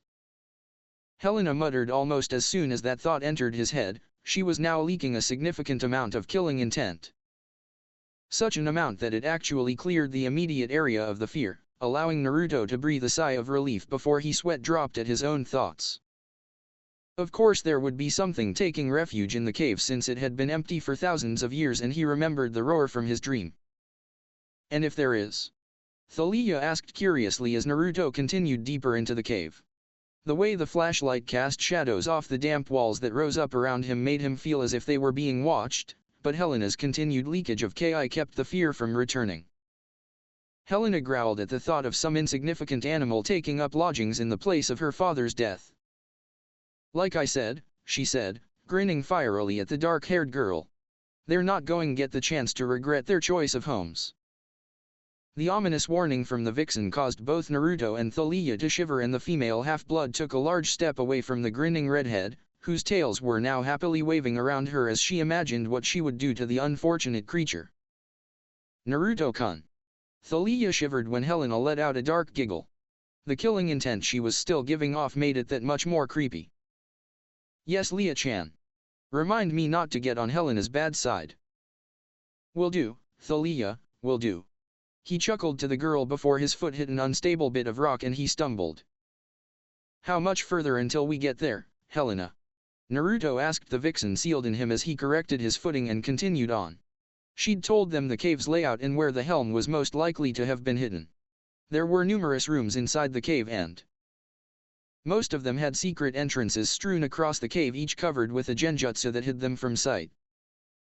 The most likely of the numerous rooms would have been the one the sage had most often used when he came here, the training area, the birthplace of the Biju, and the room that was the closest to the entrance to the shinobi realm. So far Naruto had been able to feel several illusions thrown across the walls of the passage. He hadn't deactivated them, but had taken a small look through them with the Rinnegan. Most of them turned out to be storage rooms. Several of which still held the numerous, although rusted and deteriorating in most cases, amounts of equipment the sage trained his disciples with in his life. But other than that, all Naruto saw were empty rooms. Helena sighed sadly as she watched through Naruto's eyes. If there was one place she hated being in, then it would have to be this cave. Being inside it again caused the memories of the times she used to train here with her family to surface. Just thinking about them caused tears to sting her eyes, tears that were quickly wiped away before she gave Naruto his answer. It shouldn't be too far now, Naruto. If I remember right, it didn't take too long to get to father's training chambers. Naruto frowned when he heard the stutter in Helena's voice and sighed softly. He knew what was bothering her, and in all honesty he didn't want to be here either, as doing so made him feel that he was disrespecting his ancestor. But given what was lying on the other end of the cave, he had no choice. However, a small chuckle made its way out of his mouth as a stray thought crossed his mind just then, causing the two girls to become confused. Sensing their confusion, Naruto decided to answer them before they could ask. It just struck me, but I'm getting an opportunity any other shinobi would be drooling over right now. Which would be what exactly? Thalia asked as Helena face palmed next to her and muttered something incoherent. She apparently realized what was going through Naruto's mind. To see where the creator of the ninjutsu and the like trained his abilities and techniques. Naruto responded with a smirk, though stopped when a wall suddenly loomed out of the darkness and into the beam of his flashlight. His eyes narrowed when he saw the Uzumaki clan swirl engraved into the wall, beneath which was an etching in ancient Greek. Nu alpha phi gamma epsilon iota xi nu omicron, mu nu omicron gamma iota alpha sigma omicron upsilon alpha pi tau omicron alpha mu pi omicron rho epsilon nu alpha pi epsilon rho sigma epsilon iota mu sigma alpha, epsilon nu epsilon kappa epsilon nu epsilon tau eta. Kappa alpha rho delta iota alpha kappa theta alpha rho tau omicron theta alpha sigma upsilon nu alpha nu tau sigma epsilon nu alpha tau rho omicron mu epsilon rho tau lambda omicron dot. Begone, stranger, for only those of our blood can pass through and those of an impure heart will meet a terrible end. Naruto read. My ancient Greek's a little rusty, but I think that's a warning, Thalia commented, looking at the carving through the amulet. Naruto nodded as his brow creased. I'm guessing by our blood, it means that it's the blood of an Uzumaki since it's written beneath the clan swirl. He figured as his eyes narrowed further, is this the place, Lena? It is, Naruto. The red-headed vixen replied, for once she wasn't stuttering, but there was still a sad edge to her voice. And you're right in your assumption, you just need to prove you have the blood of an Uzumaki and give it a bit of chakra, it should open for you. Nodding, Naruto did the only thing he could think of to prove he had the blood of an Uzumaki. Tucking the flashlight under his arm, Naruto channeled a bit of chakra into a seal on the palm of his hand to unseal a kunai and slashed the center of his left palm. What the hell are you doing? Thalia shouted in concern as she witnessed her lover slice his own hand open. Gritting his teeth as he felt his flesh opening, Naruto withdrew the blade and resealed it. Don't worry so much, Thalia. This is how I can prove I'm an Uzumaki. If I'm right, there's a seal array on the spiral and it'll respond to my blood, he explained as he approached the carving and pressed his bloodied limb to the center, channeling a bit of chakra into it as well to provide the donation needed. Though, as soon as Naruto's palm touched the cold stone of the cave wall, it was pulled flat against it. His eyes widened in shock as he felt an invisible force pull his hand against the stone and hold it there, not allowing it to be removed. What the? Naruto thought as he jerked his arm back as hard as he could, but to no avail as it stuck tight. The situation was only made worse when Naruto felt his chakra reserves start to drain at an absurd rate and he was unable to stop channeling it. Now he was staring to worry as his chakra had already dropped by a third of its capacity. What's going on? Helena, what is this? He yelled out in his mind, desperately trying to take his palm from the surface of the wall. Meanwhile, inside the mindscape, Thalia was going crazy with worry. Never had she seen something like this, even when she was traveling around the country with Luke and Annabeth when they were younger and fighting mythical monsters. She felt totally helpless as she watched Naruto struggle against whatever it was holding him. Helena, though, was the optimum of calm. She hadn't even flinched when Naruto's shout rang in her ears. Stay calm, Naruto-kun. She said, this is supposed to happen. It takes the needed amount of chakra if you apply too little for it to read. It'll be over in a minute. She assured. She was right, because no sooner had those words escaped her mouth, the chakra drain stopped and Naruto was able to pull his arm away from the wall, panting up a storm as he hunched over and clasped his hand on his knees to stay standing. You call that a bit of chakra? He asked. That thing took almost half of my reserves. He shouted as he did a mental check of his person. Other than the chakra loss, he was fine. He was still a little freaked out though. Sorry. Helena responded sheepishly, causing her lovers to sweat drop at her response.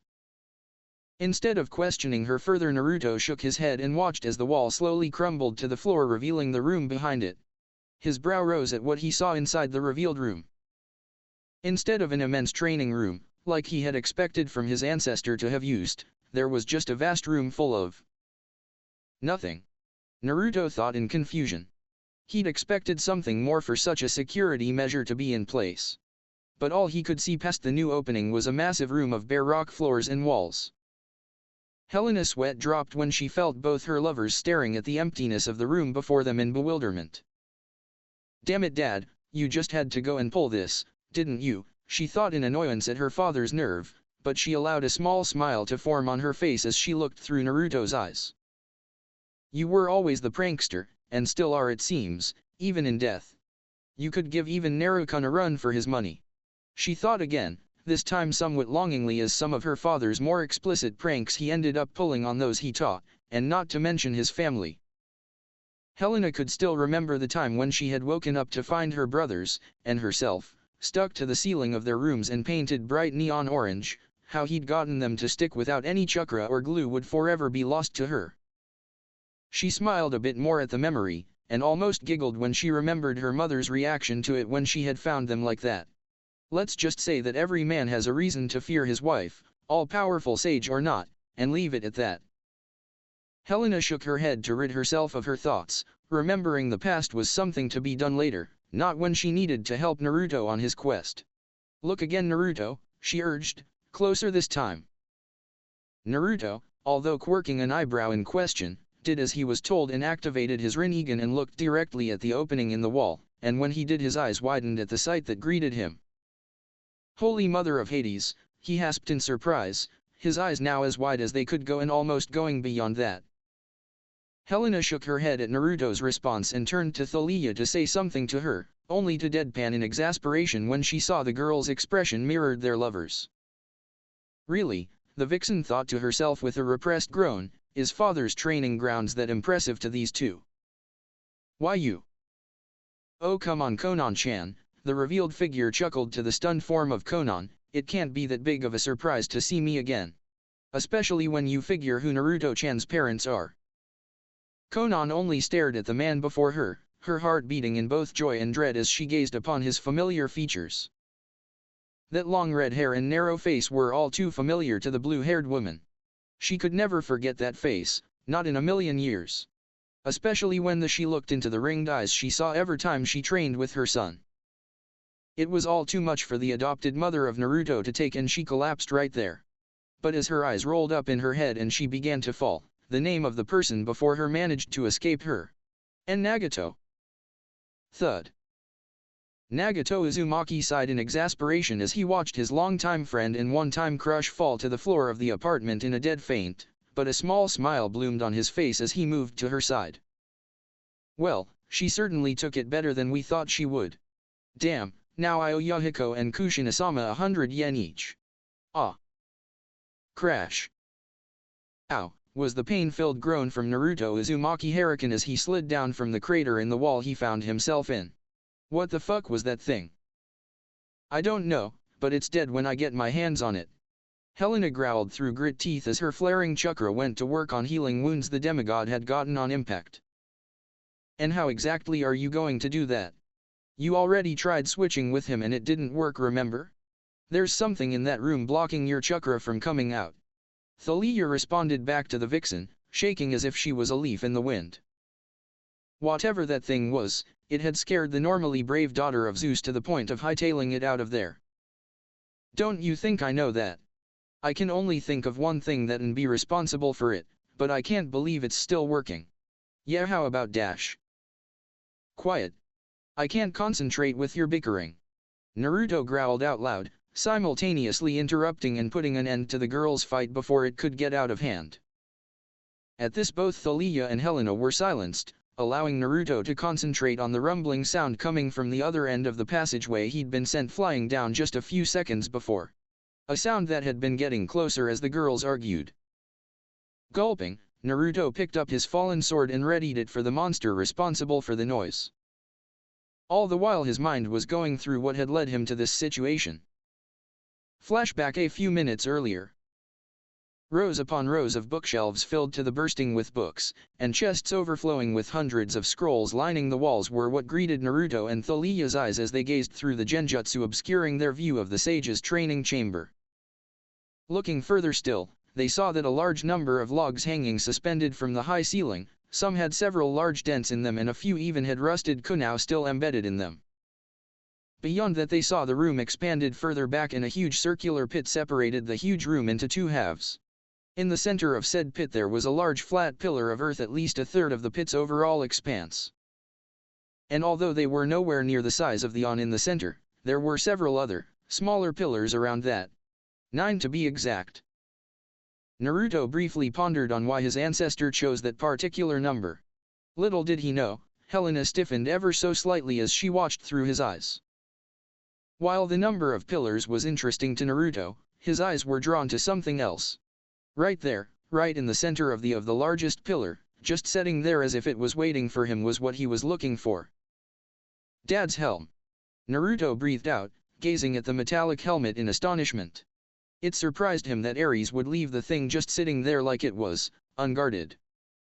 Almost instantly Naruto was flying through the haze of the genjutsu at top speed, running to the item his father was looking for. Excitement pounded in his heart as he raced across the room. Excitement at finding what he needed to find, excitement of being able to see his parents' faces again once he arrived in the underworld with it. And finally excitement for seeing the proud look on his father's face when he was presented with the helm's return. However, there was a sudden shift in the atmosphere of the room and Naruto stopped dead in his tracks as something shifted in the shadows of the ceiling above. Meanwhile, in the mindscape Thalia sensed the sudden tension and turned as Helena suddenly stiffened and her tails bristled. "What's wrong?" she asked nervously. She hated being so out of the loop when it came to things like this, but most of all, she hated being scared. It was a feeling that she was all too familiar with, and she hated it. "Something's here, in this room," Helena growled out, continuing to bristle.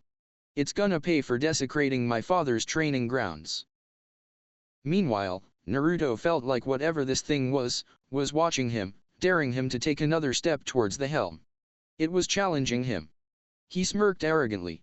Challenge accepted, he took said step. Almost instantly Naruto felt an extremely foul chakra appear out of nowhere and begin to grow.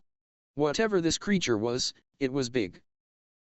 Eyes widening, Naruto suddenly threw himself to his right as his danger senses blared in full blast. It turned out it wasn't a moment too soon as a huge and sickly green tail swung down from the shadows above. As it flew past him Naruto found himself correcting his previous assumption. This thing wasn't just big, it was fucking huge. What the hell was that, he mentally questioned, drawing his sword and keeping his senses open. The creature's chakra had vanished right after the attack. "I don't know, but whatever it was its chakra vanished before I could get a solid lock on it," Helena told him, unknowingly stating her host/lover's thoughts. Naruto's eyes narrowed at this.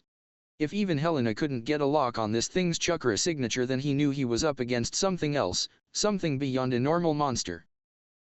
That thought was driven out of his head though when the chakra returned and Helena suddenly screamed, "Look out!" Her warning came a second too late as this time the tail appeared out of the shadows faster than Naruto could react and slammed into him, sending the blonde demigod hurtling into the nearest wall. Smash! Ugh! Naruto painfully groaned as he slid down from the human-shaped crater he made when he hit. Standing and picking up his fallen sword, he grasped his side in pain. Hitting the wall had broken a rib or two and it felt like one of them was in more than one piece.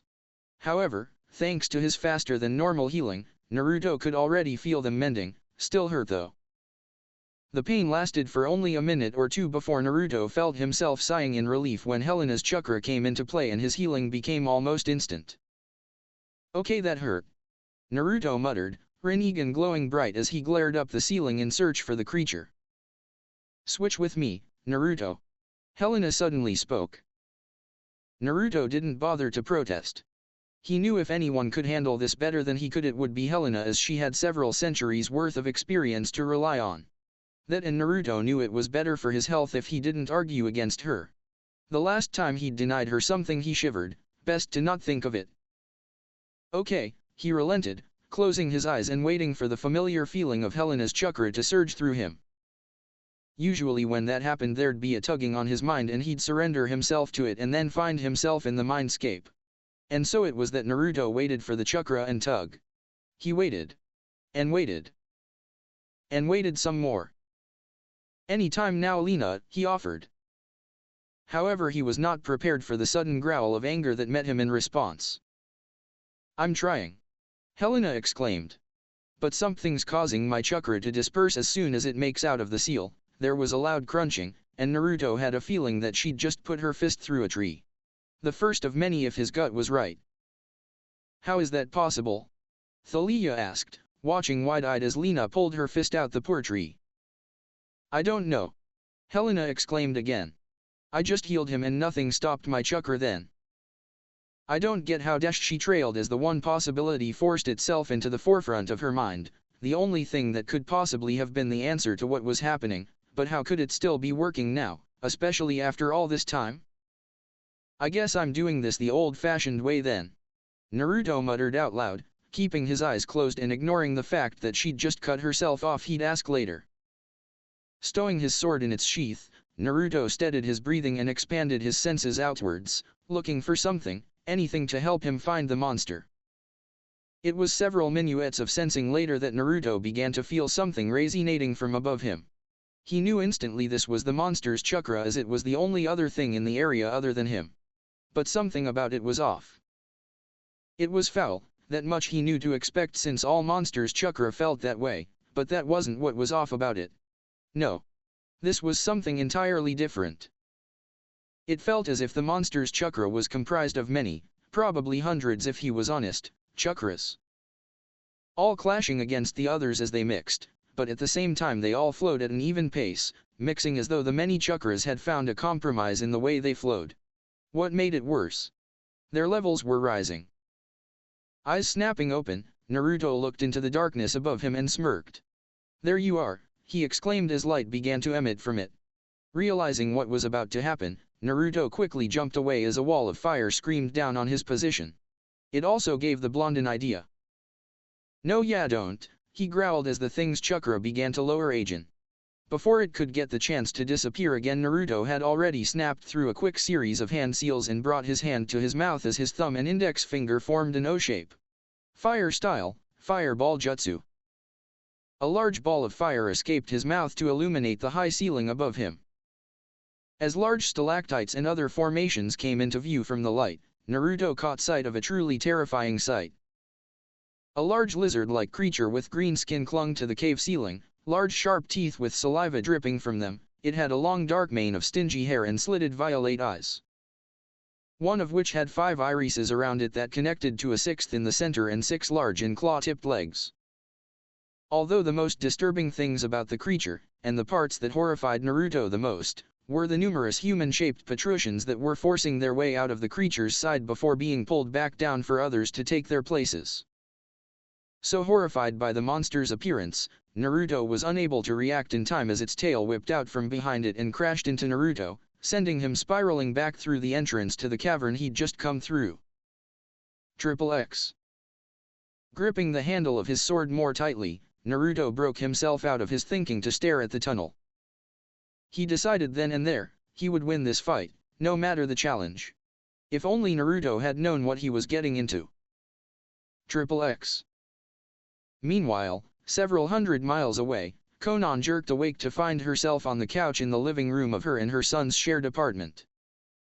Looking around, she wondered how she'd got there, as the last thing she remembered seeing the face of her long-dead friend, Nagato.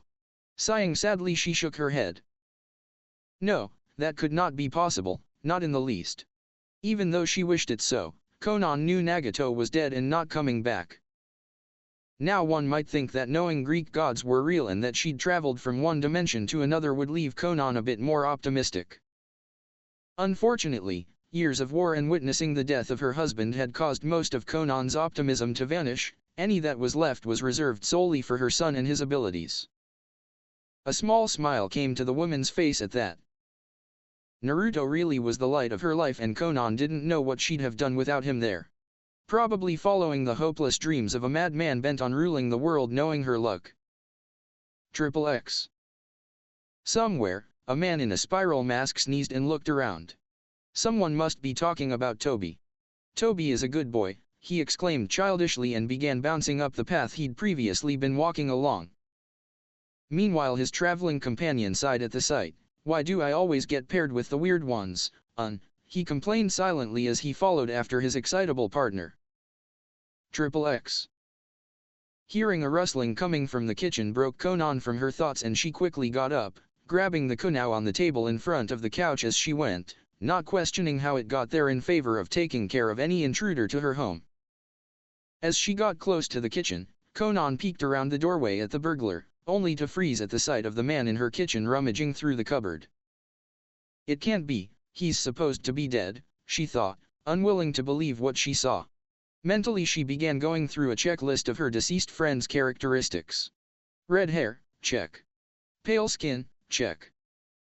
Grinning but serious face, double check. You know you were never any good at sneaking up on me, came a sudden voice in her ear. Stiffening, Conan slowly turned and was greeted by the sight of Rin-eagen eyes and the smiling face of her once dead friend. Now, why don't we have a seat, he asked, and please don't faint again, Conan-chan. I've got a lot to tell you and not a lot of time to do it in. XXX. Naruto crashed to the ground with a mighty boom, driving the air from his lungs and tearing a scream of pain from him as he felt more bones than he cared to count break all at once. As the dirt and dust settled around him, Naruto's form became visible to show a sorry sight. With large chunks and tears in it, his orange kemp shirt was in ruin, allowing glimpses of bruised and bloody flesh to show. One of his sneakers was missing, having either been cast off due to being on fire or just have come off during one of the many hits he'd taken. Naruto couldn't remember. His mask was in no better shape as it hung as nothing more than threads on his face, showing a rather bad cut on his left cheek and a lip that was busted in more than one place. In contrast, his jeans only had a few tears in them to show they's taken any damage at all. But all this was lost to Naruto as all he could comprehend right then was the world of pain he found himself in. Right at that moment he was doing something he'd thought he'd never do. He wanted to go back to the days he was still training with his adopted parents. Their training sessions may have been painful, but they were nothing compared to this. Somehow during the fighting though, he'd managed to get by the monster and lead it back into the main cavern and the fight had continued, eventually leading up to where he was now. The monster, seeing its opponent laying prone where he'd landed, reared its head back with a roar before flinging itself headfirst at the floor, intent on finishing the pesky human so it could return to its peace and quiet to heal. Naruto saw the attack coming and tried to get out of the way, but even in its injured state the monster still proved to be the fast of the duo. In a great testament to his pain tolerance and his will to live, Naruto forced himself to roll to the side, inadvertently putting himself right on the edge of the pit, but out of the way of the monster's dive. Seeing this, the unnamed monster, in an impressive display of flexibility given its size, leveled itself out and landed on all fours, baring its fangs as it let its head continue to fall. It would eat the human if it had to. However, what Naruto, or the monster for that matter, did not count on was the force of the beast's impact causing the already cracked edge of the platform to give out and break away from the rest.